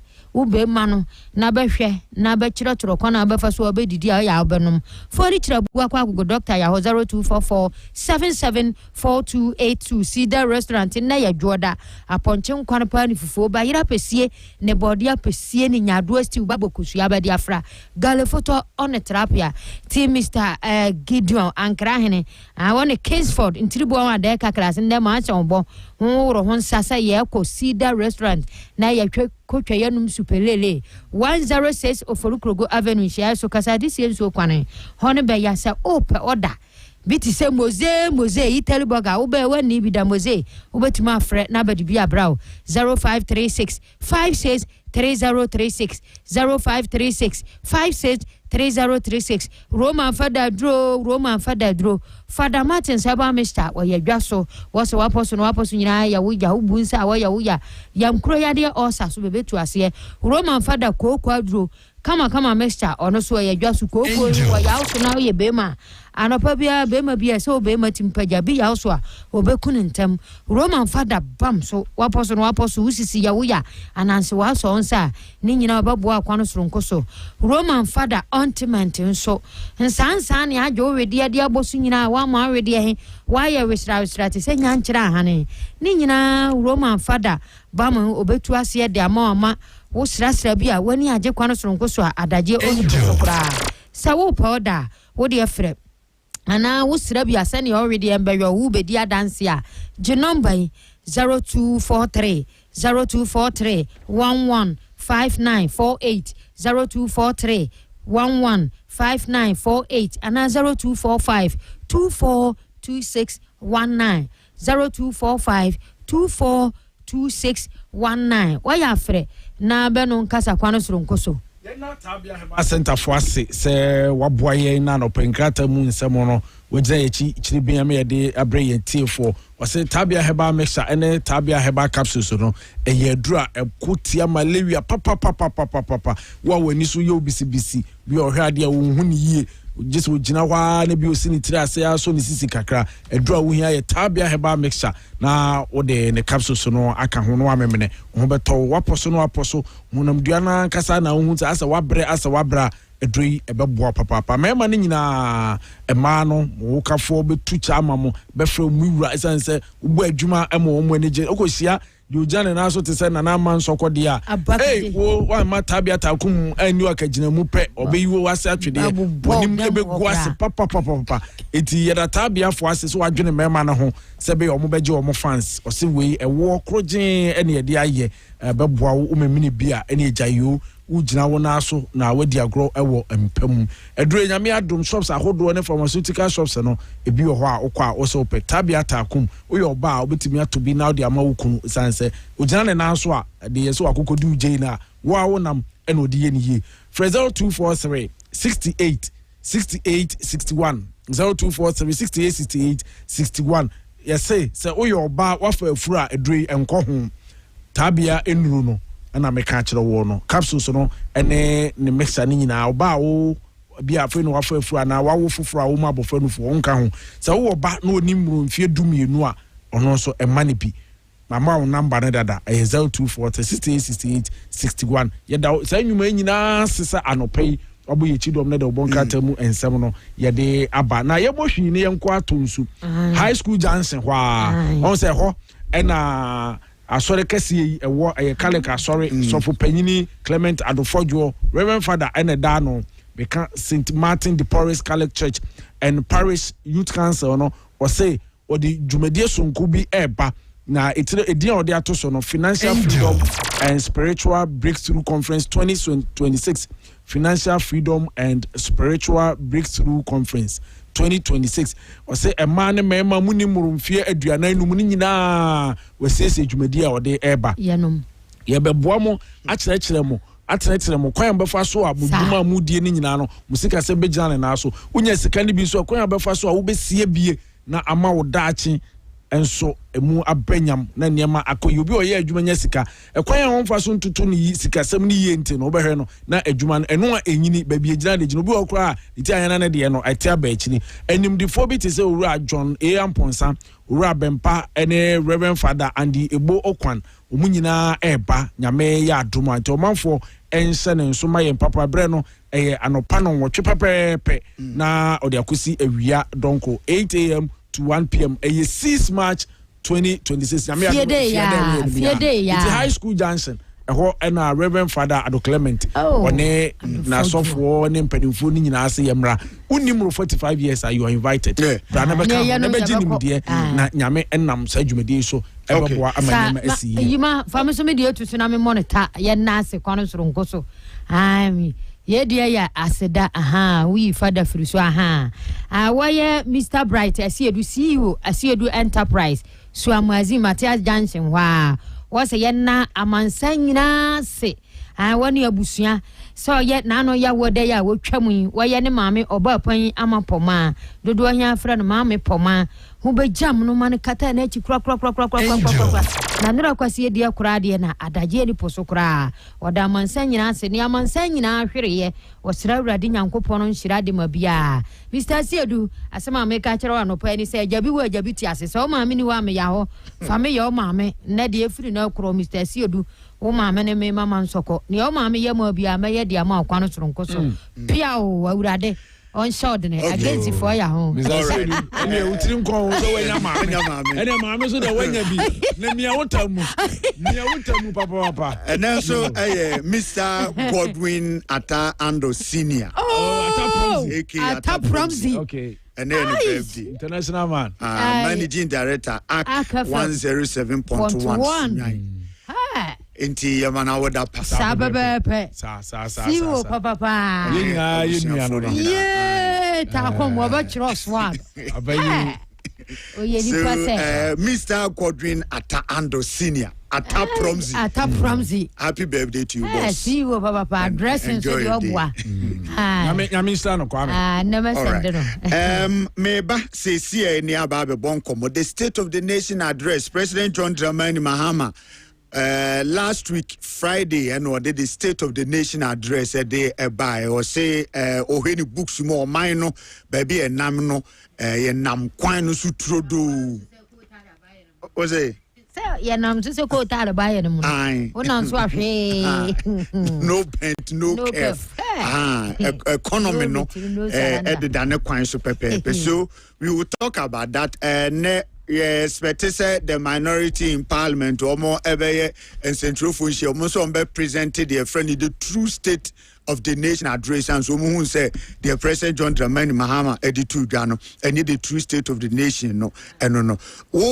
true state no and the same utie President John Dramani Mahama Ujiri so man no ni state no eno na President John Dramani Mahama e ka kire yen no ana wo true state fufuro bi ujiri say no the true state of the nation. Okay, ntimaye who you can send us your voice or 0246677566 0246677566 kai say Angel Rock Misha ye bonem rane say dem abutantim akokra bedi JCA honestly asem me do voice ebreo Nana Kwame anupe mamincha na member wabaso na mincha chairman nana kwesi mincha asukwa MC honorable Amokamel chairman Sheriff Esmond Kambona baby omubia original Isaac Kayaba ni Emeka Africa se Nana Kwame my member His Excellency John Dramani Mahama Baso ewo nano in State of the Nation address or the buyer hey Omampeni we ye guy Omampeni we dwene ne man ho odinsi se yagu akwam we Ghana ni bia enjasu magana ni bia dwendwe cause niema eyeye na astarte eyeye Omampeni bi se na na epewo NDC eye abanya tambia meseso oba ono ne oba no oba be ye niema papa na MPP fo aba no maba be dwire no wa ye hwese MPP fo di Ghana fo fa bonsanjem 8 years ama enne so for ntimi ngina sore dem emfa bonsanjem enhunahuna Ghana ni because of MPP amamu boni a omodi afa muntia na enne His Excellency John Dramani Mahama aba no de e ko heaven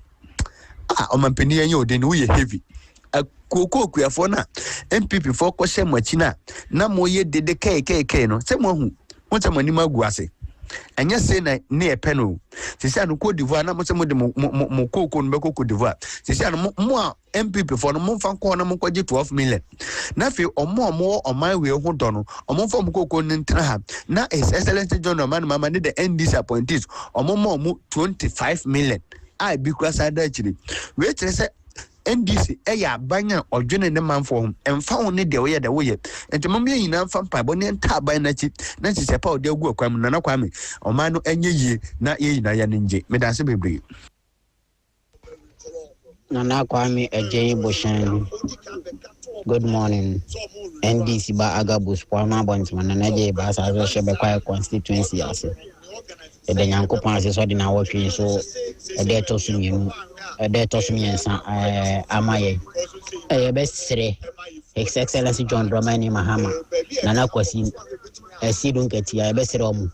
Omani di omu bunensu ne mebi wa yenkeye kura sebe ye to abama mo musika no so mekete ye nyibio monyeno mutwe kokofo no akasika no monyeno mo fama wo mo no so fa bi mla system ni maye hontoye na kasa na doso mo tena ko soro hoye ne matroka vibidura bato an ma wo yinkunsa ne ne mkurati ne ebure ne di atem na mo de mo ti soro no ne ma so so mo ye maye asumudwan so amonye mo ntwe kokofo no ka ma system sika mrem ye besere pa da na Kwame Adjei Bohyen good morning say you only be for now here the myself 20 chile na Kwame Adjei na Bohyen the myself dey ada oni ye ni aye ni ma kon de encourage some of the my only shame ni adwa pa mo ye my de make can say anyone work on to me mo mpaye mo mo senya mebo mo ban na Ghana aso emfa nyansa sua say ye mpanifo no and the plan nyame de mai no mfa say sikru na aso bi na yentimi ntina mu yi akwantu ni na gina oman no ma enko yie so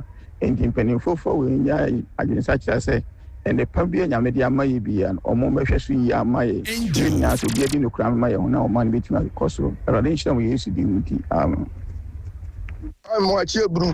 Oyibo Boatini, Midrodu Nebe, member, MPP Media Patriots, Namencha Dr. Baumia, Osu Bempo in Share, Saliche to MP, Atumaja Sat, Chairman to me, National Chairman, Edinebana, Kokojo Bamba, National Affairs Vice Chairman, Edineba. Oman Penny, $1 million also provide Ewa Hine, Oman Penny Hunin, and then Kadebia, our party for to office, and some open my Oman Penny Basilo, you are trust Aklate Ima, with $1 million here, Oman Penny Oyibo Boatini.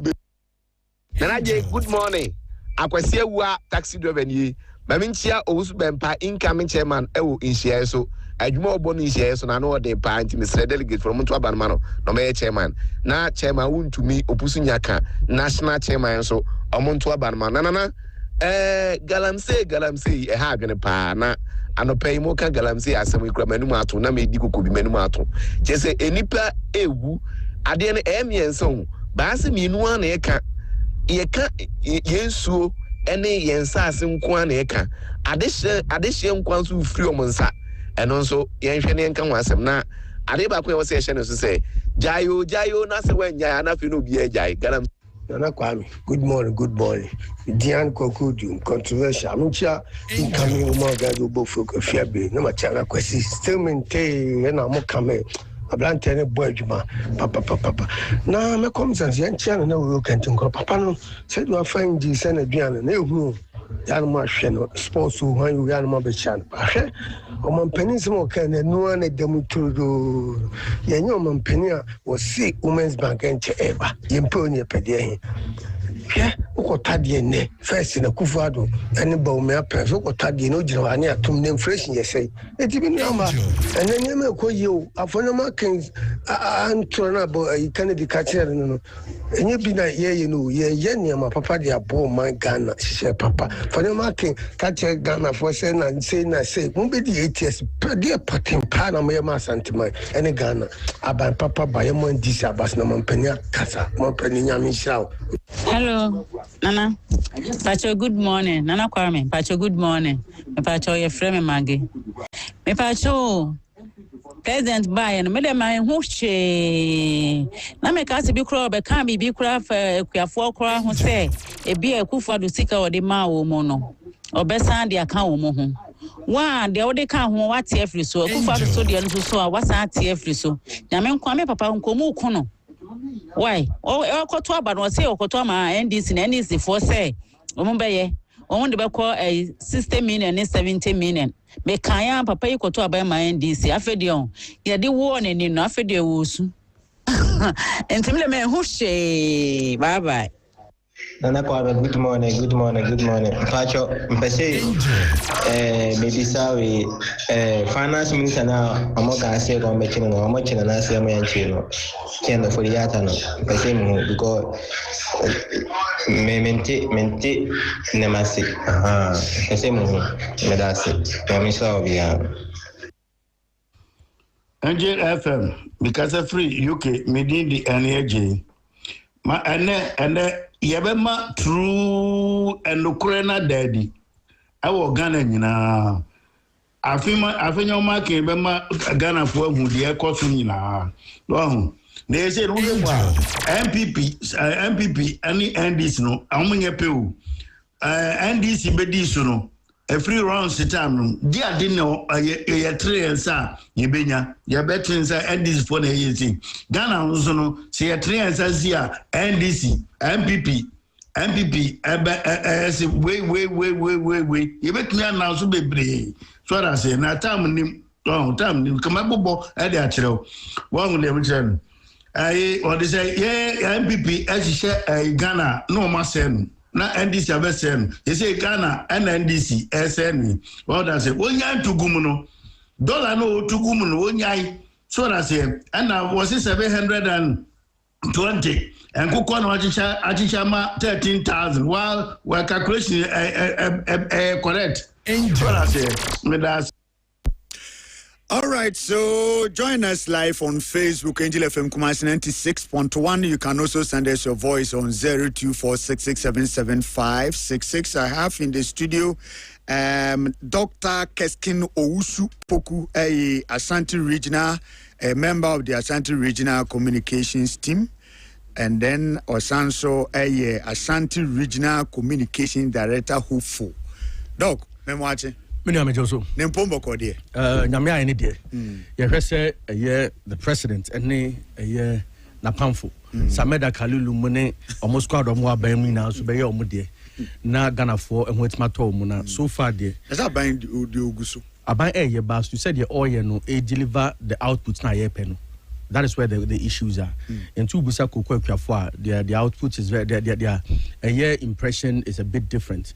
Ubisa a year teachers for the nurses for I post a promise automatic reposting or responses are very different.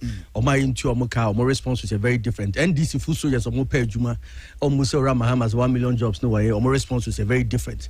Ghana for NDC Bombay you made Juma or you made the free Juma or more responses are different. MPP for almost no no mo so page mo nya bi no CPP for mo page mo nya bi no o ma wo ja ban di sa ban be 133 no enwuma abu ejuma ba ko 3 shift na ka kalulu appointment na ke onipa miensa okọ first shift na the one that's akọ second shift na ha ye hwe ni musa ni nya maaye ti omu ina no omu impression is very different except in park bi no be 1% bi no mo aban mu no am do mu di dom de yo mega se bibia ye okay and for now I think say the verdict is very much in the public who drop on tasia kwa no bi so mo trot for no mo for trot o ma be catch the true state that is the true state of the nation. Okay, Samed Akalilu afidie so onye nipa foforo kra name the amana foforo ne say o ya Ashanti regional manager the Ghana Free Zones Authority. The last time we in the Katawa no na unkuta sa position ne voice there dada na samala kwaba ejosonia na bibi oboko there adom edi acheme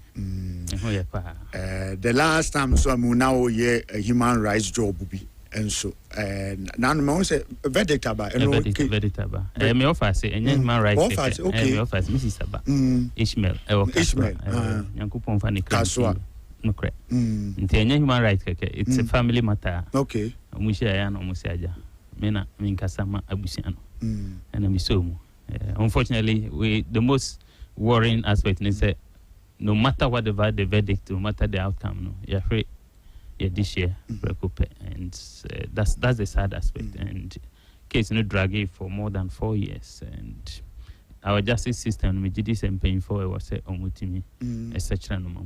Very very painful, and I think say all I can say is nyankopon on fa abofra nsie. Me pebre no disaster me because na me hu press conference minimo dada press conference ni niema o ye chese ensem e wo ho a as a nation wo se ye hwe na address wo ye justice system. That's true. And yes emma obi abetimi adibone no afa no ho. That's true. That's true. Yeah. But for now the obeka the family no yeah. Okay. No, okay. I mean, what can we do? In Islam we say nyankopon edimo no nso na eje. Although say sometimes some of the deaths you would want to question divinity. Say abofra on in namfo. Say boys me no na omuku me offer see. They virtually were eating in our house and as my sister fear. So, to the extent say one of their best friends and omoshada kuno just for what they call money rituals and all of that. On number yeah. So anytime you remember that, it brings a lot of agonies and all of that, you know. But it's happened. Okay. All right. Dr. Keskin, Aboboni maybe so he's saying say the true state of the nation. So the President John Dramani Mahama representing Friday who said the true state of the nation address. What do you think? Okay, me that say my main fa akonya isu enchia atiefo nyina na machia ya regional minister akoda nyame Dr. Frank Amwako hene nana kwesi all other regional executives organize Aisham obi bia party fo nyina na mi am papa prekupe Dr. Kwakutin me papa pa no minim say my estobon son kakra ba me nkosra me papa me kofi me papa pa no and those who know no ntino masaba ni fidie so yidie na me fa kwanya isu a cham papa he's been so good to me because me can enwie na yakupon shira Dr. Kwakuti well no cry woman said the proof of the pudding is in the eating say nkwane do say nyedo gise o kahwe and I say gise wudi no cry is a woman so ne say eye Ghana yesikasem and I say Ghana ya manyonsem and I say Ghana kwan e fa so boy e bra no so ubisa eye MPP nia o kwan o fa so ekire ena ubisa CPP o kwan o fa so kire ena ubisa NDC no nsa o kwan o fa so kire angel but ni jesem ne say won a o kire se ye to aba e wo se eko benkum anase nifa no enye won nyina na eye NDC ana enye won nyina nso na ye den MPP me che se enye won nyina na ye den amanyosem enu nti na wo hwe ya bakosem mu a eye amanyoku menu a wabedi oman yi so every 1992 besi na me kire NDC na MPP nhwehwɛmu ada di sɛ yɛmu biara ni hɔ a yɛtumi fa yɛ honden ko a ɛtumi gye tumi anasɛ ɛtumi wie ne aba ɛsan sɛ yɛntumi yɛ dodoɔ ɛntumi deɛ tumi ne yɛ dodoɔ nko a yɛ honden ko ntumi ɛmma yɛntumi gye sɛ Ghana fo a wɔyɛ temamufo a oni yafa oni benku ana nifa ɛna ɛde ɔmo ahoɔden no mbibia bɛka yɛ ho deɛ ɛfrɛ ɔmo floating voters ana say some political scientists from undecided voters edi omo ho beka ho a yes minim say debatable as omo percentage ebi say omo 5% ebi say omo 10%, whatever percentage it is no the gravamen of the argument ni say NDC MPP won kwa ho den entimi emma wumini aba. Why am I coming from this angle? The Mika Kosi studio and say enye de MPP ni ebetina studio aka empo mpempe enye de NDC ni beka and they tell the reality on the ground. The good news in these times, and they say Ghana for ye near be ye near to ye ko ye nim, especially because of the FNO and I bear for Nyansa Fidiana bear for Tintaya Mabunu in particular, Efasu Ehu and Norma, Efasu etimichro my dream. Tete, Amanyo Sema, Ubetu Futragu amount for enim.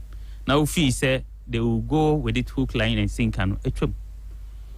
And then say be a meme studio hana me tra mabunu no anaso one year say be onim dia wo tie ye no o call ne phone so we fast check o wait me fact check it enti ama politics no ye no these days me my friend of value based politics I was say amanyo sema ene no kre anase ene no kre mo ebra I was say amanyo sema ye hu say one year wo tie ye no anaso one year wo hwe ye no onim de edin kan ne say ye nyina both NDC MPP say oman no konkan na say nkonkan ye wo nsine anase kwan ye fa so esusu say ekoyi anase enkoyi and the good news ni say sa parameters anase measuring rods na ye di hwe say aban no bone homode anase o money homode no dodo na enye yen mini aka skin and edi bae there are standards all over across the world ye wo standard e di measure say aban no bone homode anase o money homode minua menim say ade ba kwa eye MPP for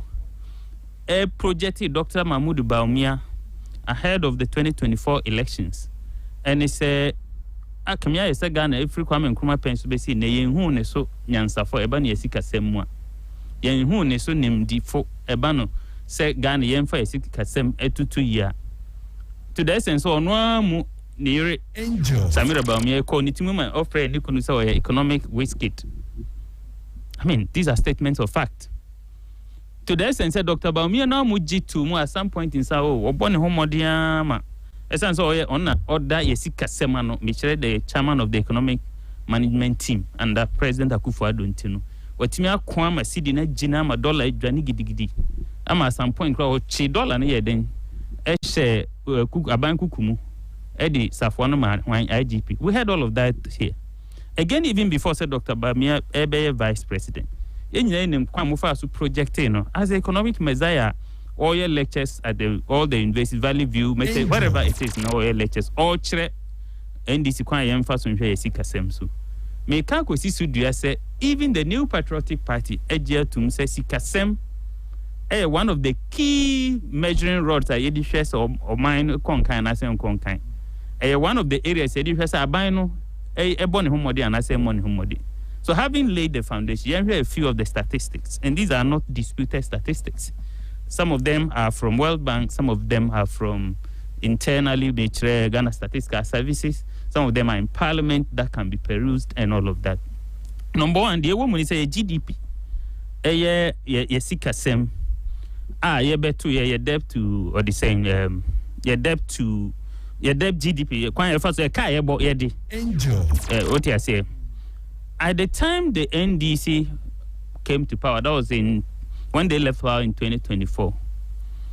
Now your deca close to about 68%, if I'm not mistaken. A little over 60%. Now under just less than 12 months. Make it 12 months because President Mama is in his about 12th or 13th month now, if I'm not mistaken. Yet we're moving from about 60% thereabout to 45% in 12 months. All things being equal. The extra necessary President Mama ne ato force in Eura any na ban etwa so say ya. It means that by the time President Mahama ne ndisi aban be free so no na wo share your debt to GDP ratio kwan efa so edika ne kwan efa so ekon eka no would have halved that just in 4 years as against 8 years of Nana Addo Dankwa Akufo-Addo. Again, yeah, physical deficit nature omani ya ko homa bosika.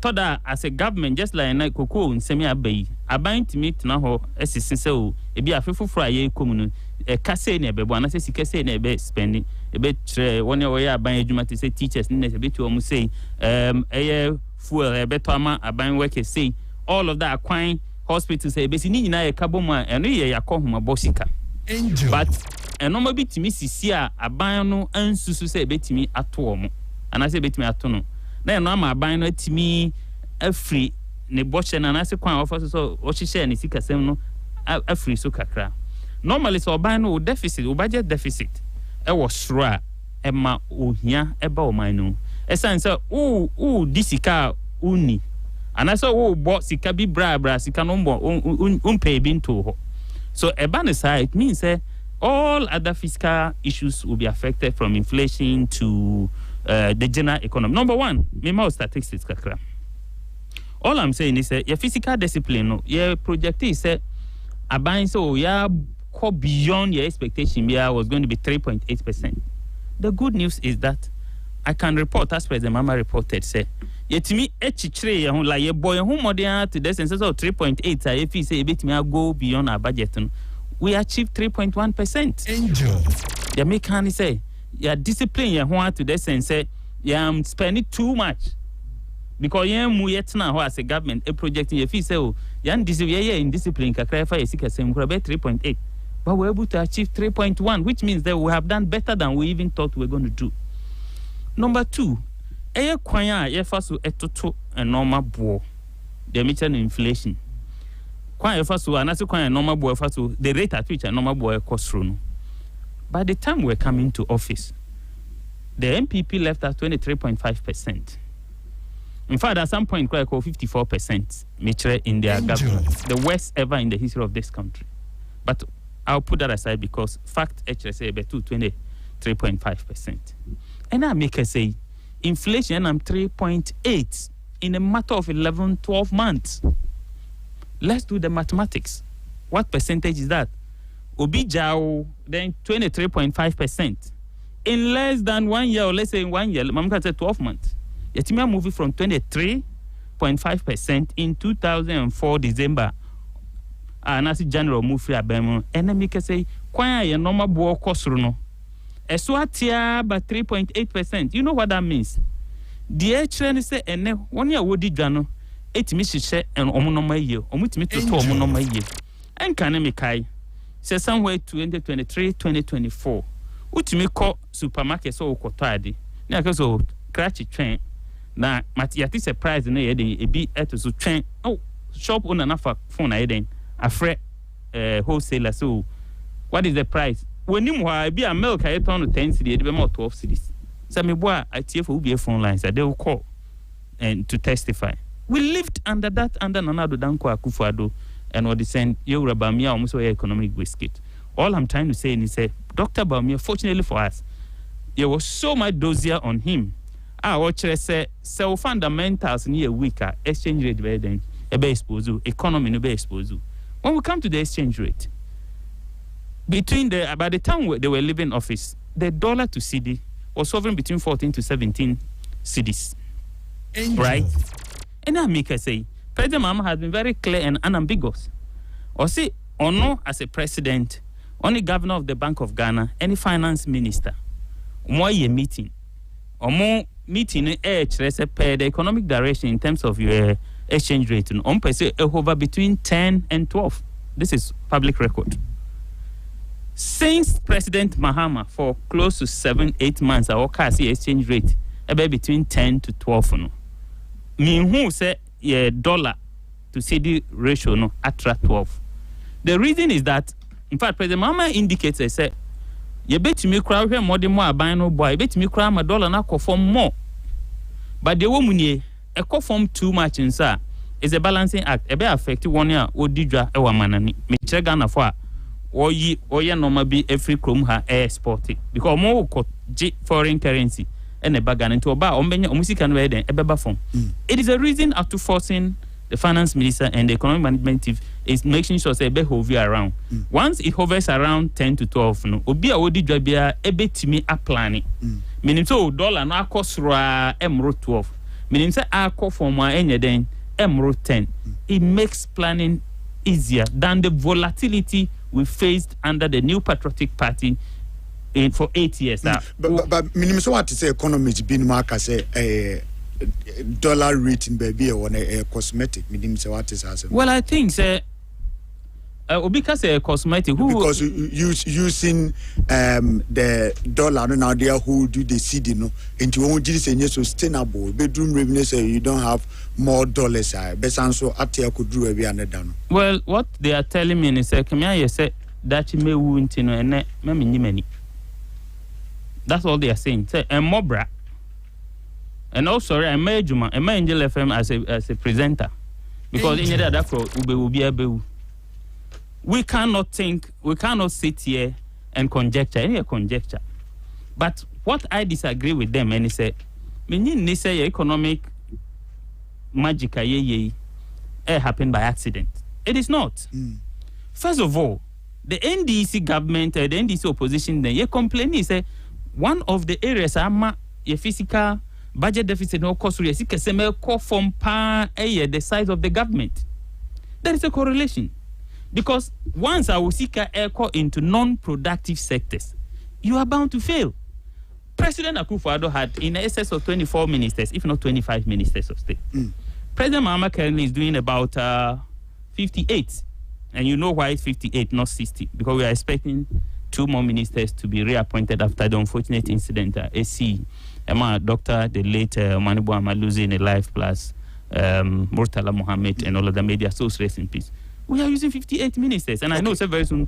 All I'm saying is that the size of government has been reduced. Okay. So even if we are spending, granted, say we are spending just 200,000 cedis on each minister, multiply that by the number of months, number of years. I'll come back. So almost a cosmetic. They should bring them at the moment. What we do know is that government is running a prudent economy. Government is making sure, say, look, we have the gold board that is performing wonders. Okay. Gold board are all of a sudden. Some people who claim Dr. Bawumia now you're in charge of the economy because President Akufo-Addo and man of coin, all of a sudden they are trying to smuggle. But anything that is negative for Muso, Dr. Bawumia was not in charge. You cannot approbate and reprobate at the same time. Doc, Madam, metie a year, regional director. Angel. Na me mashimikakra. I think sometimes we just need to be a bit more upfront with the issues. Also, there are some convenient truths, and then we are not all. And now the question say, are the state of the nation and discuss now? Dr. Bawumia and topic I was personally surprised, but to deal with some of the factual inaccuracies, they have truths, or say the size of the Nanado government, and no was an issue. But Mr. Wu, even in the 2025 budget and the 2026 budget. The amount as a remuneration for presidency, presidential machinery, so that became a topic for discussion. Angel. Now there are no issue about 370 million thereabouts. Mumu increasing by close to 900%, in excess of 2 billion. It is the size of government was an issue. And the more say nipanusa, but more spending more on them. It was not the nipanusa that was spending it to a at least I don't know. Should tell you say probably you are spending more. What's the size of government? Most of my cut expenditure, but the overall budget I'm presenting here for 2025 no. Next year 2024 there. Angel. What I say expenditure there most of my cut no. Now let's get into some of the issues are not easy. Obi obekano kribia, obi oti the basics of even political economy I say would agree say the foundation of whatever INDC for be claiming some year in 2025 biano. It started in 2024 and with the benefit of the DDEP. DDEP at their buy and now the decision take here and for later and who decision no who pain among for punishing people no NDC benefited from it. Also fits or mobile evaluate Ghana economy So maybe around 2022, economy getting into a junk state, or more value economy BM gradually. Reasons mind for the recent review was the benefit of the DDEP. Even John Dramani Mahama, the president, has said it. It's a kind of cry. You cannot take the MPP away. That thing I'm a person the cast state of the nation. On him say usually politicians in Shande. We come near share assets near present here no largely to the people. But Anna also to the economy no. There are two major structures. And part two middle class will be. But Ghana middle class ni be anyhow.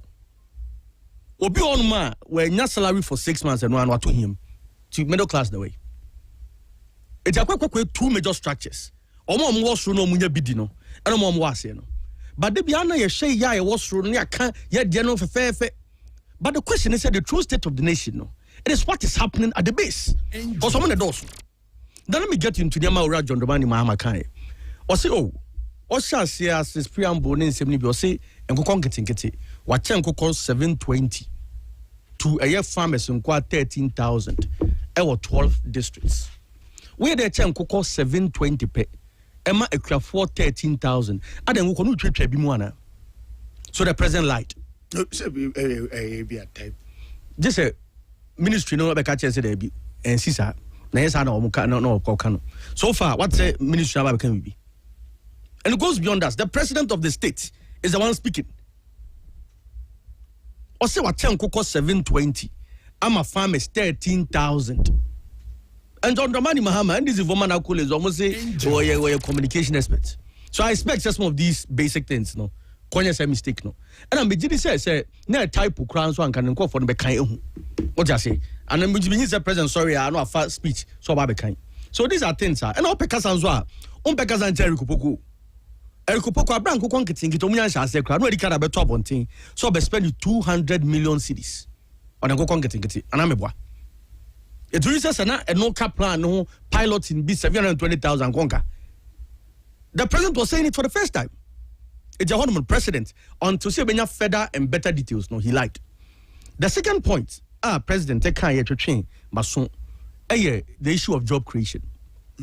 So I'm creating 1 billion. I'm just hey, who gave the president these facts? Or say 1 million no creating between the first quarter and the third quarter.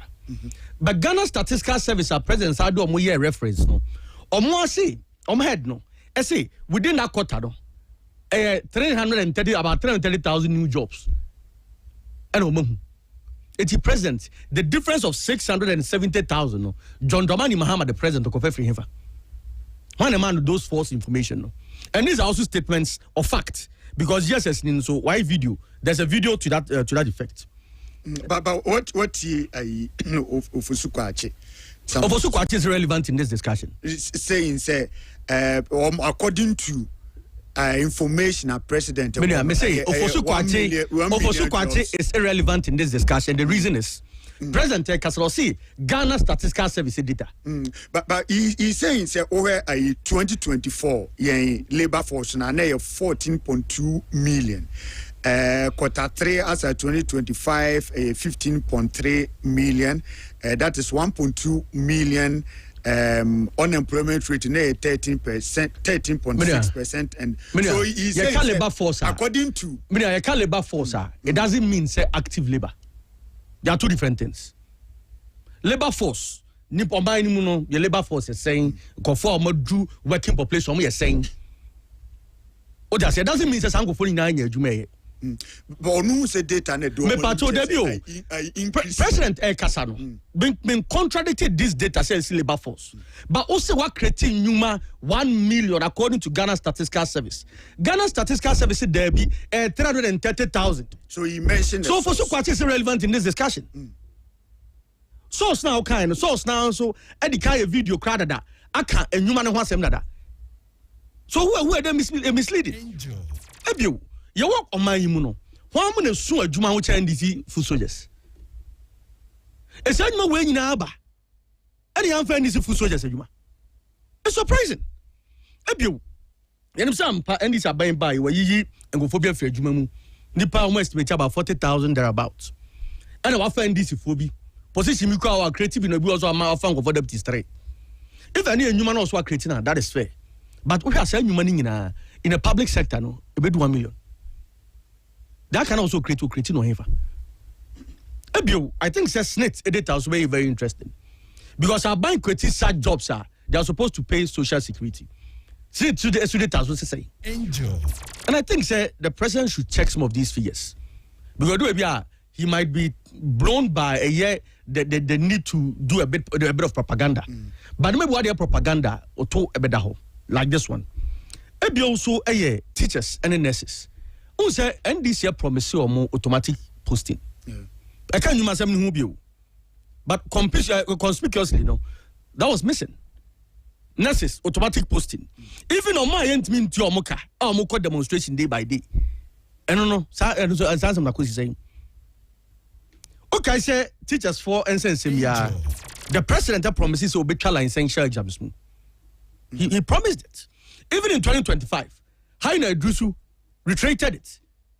And now I know say essential exams fees come out to. Why some changes and such a be about this? One can say obey changing lines, also obey term. That was the promise. And on the account, exactly. It's main exams now. Me say no masa two fees equal. Now no much on final exams so school no much fees. How much extra fees? Those are the issues. Ebio, say how you agree to any NDC aban catch say on me for teachers score 50,000 last year. The budget how you do to say budget is in the budget. Say budget 2025 budget akwa ku say 2026 budget we. As part of the state of the nation, does the president even see the need? Say teachers for now one form of reason. Nothing happened in that regards. It will say a year and summer a fair Juma someone the president has failed. Okay. And there's an NDC government or running a very robust campaign on job creation. And the president has failed on that. Ebio, on him say cocoa farmers ask him. It also comes to job creation no sense. NDC buy with no mama galam say I am more attractive at cocoa farming. And there's a risk be a Ghana for in a young. Did it kind? On him say cocoa farmers be bena kwa and penny for 50s and above. And the NDC 4 years. In the next 5 years, a 12 say a bed din so benya babu bi or be person din be cocoa him. Because I mean say cocoa mini guaranteed price. Say BBC na say me mini buffer bia. And then cocoa kwa ya dey. They say hunye. When him say na o share cocoa communities also o hear cocoa communities pa. Abai na ndan dwene ho da. Say all te cocoa kwafo sika so by this much no. Poverty of about 30% and are all pushing into cocoa communities. That's what it means. Obiana onim so obamia 36,000 or the bags 10 and echo. Omia 3,006 per one no. O ko di ho or di says kan maye. O ko di e ho no kopa besia. On so okay the bags about or the baba be call or ko says k na ban kwa promises on metu bomu and all that no. Say the pano akwaji scale you say wi. Or the back school wako twa bi ka wi. Afa iska na akwa jo be tuaka no. Amount amode man kwenu the principal no. It indirectly no. Waboka immediately. And you can abai mu panyimfo eso ya there be economy na ye. The question is say how economy ayi. I didn't mean to kwakwa. Okay. Okay, medicine no. Okay, so there be German so atiaba form. The reasonable question be saying so tiba $1,000 Mo be sa tisu bi wana. Abraham would $10 billion. A choki city no. A first year economic students be tell say they had the export sector. Cocoa sector be safa. Cashew sector be safa. Among the mango say pineapple be safa. Atu force in John Mohammed Smith say dwen say. And you pay ska bin 2 me be almost na. And this is economic management. So the problem amu create in Ghana no. Now if you get into the streets about the cost of living people are going to tell you say economy na ayi by electricity bill. Or that mean you can say inflation 3.5 and okay. MPP ye jama mo na 23.5. Eswatiaba ye 3.5. Muka say PURC ye ni evaluation ni reviewer or the dollar rate account ho bi. Ye fish na 14.6. Say fit 10.6. But in a dollar about 10.6 inflation so about 3.5. Now utility bills 20% and over. Okay. These are the questions you should be answering to the good people of Ghana. But Khalil, finally, then I will connect. Yeah, sorry. Okay, so unfortunately, I mean, Yakakra said a brand new so let me attempt. Because my who say a normal baby, I mean, you can and in the number one, I mean, she's in freelance exam. I mean, they said now you attempted to give him a guidance, but it appears it's either said already the NDC manifesto, the NDC position, and vis-a-vis what is happening. NDC was very clear. Although I'm no longer teaching, but I am a proud teacher because Wesley College. What we said, they said, Sebi, no exams throughout from first year to final year. Now, so on some cultural social, it doesn't happen anywhere. Even Ghana Bar Association, or more exams on or more final examination. That is the position. You can check this from the NDC manifesto. It's online. So you can see a bar restructure or more essential exams to include their examination or more trans or more. So President Mahama and Kasa Oba will be license exams. No, it is the exam they write after completion, and then also become. Ochomwa, he will make sure that it is now back part of Omo examination or before they come. And that's exactly what we've done. Okay. So that's number one. That's number one. Number two, everyone, look, I don't even know where to start from. Say, Minua said the size of the government. You know what they did? NDC by only say you reduce the number of ministries, in our attempt to make sure the ministers are not so better. Because communications, government communication machinery, Eura, or Felix or Kwachofos, or Fosukwachi Dano. So these were the number of where minister. These were the number of when Felix Ofosukwachi, the minister, disaggregated numbers. It came out to light. Only 5 staffers, 5, baku 5, and not Omoye Juma big. I wanna say because Information Services Department now is under Onone agency and ministry again. AGN Ghana News Agency. So all those agencies are more the ministries national. MPP for under their propaganda machinery. So all of them are employees and presidential staffers under President Mahama. These are the people who are peddling all the falsehood. Nukra woman say we have significantly reduced the size of the government. Nukra woman say Ghana yeka say and the Ghanaians are enjoying. So talk cooking oil. You knew say oil and 1,000 plus and it's about 500 plus. And more I vote on 1,000 plus and it's about 500, 600 plus. It's not me saying, take your microphone and go to the market. Okay, Samet Medase. That is the true state of Medase. Doctor. Anna and his son of him, Ubi saw Mombi Obisa so and one was a more damn damoto. And most of Munibo Matse, the quantity 55 kg cover 4.2, you say 4.5. Okay. Would you have my example? Wow, would drive here now, would take care of Abu post office. Well, maybe post office was a bonotis boss. So I say, I'm not ton fruits. No, a fuel. Maybe what is a transportation first? What is a swati? Yes, so that's what for the first time. Transportation first. What is a swati? Yes. That's how far. No, you can cross. Me so far trot. Mama example. Oh, me pacho. Last me pacho. Consistently, you use a fuel price above from yes sir. And I make catch out say. To what say? Over trotro. Every a year, crop from now call a year, Tafun shares are 250% sign. A drawing you make a beam to charge 5 cities. Last year, some make this year. I'm talking about this year. And yet this year inflation is what? No, it has started. I mean, this year inflation got 3.5. Began from last year. And yet this year a dollar about 10.6. We have had inflation. I'm telling you, say. So I'm telling you, say. More more differently. More say. All right. On social media. This city, water bills, rent, government charges, and go full. Thank you. Thank you, Dr. Keskin Owusu Poku, the Ashanti Regional Communications Director, who for New Patriotic Party, Samed Kalilu, the Ashanti Regional Manager, the Ghana Free Zones Authority, and I know more Ebo and Komono. Angel in the morning. First in the month of March, and I did a brew. So, the sports is next. Don't crucial summon any team no crowd.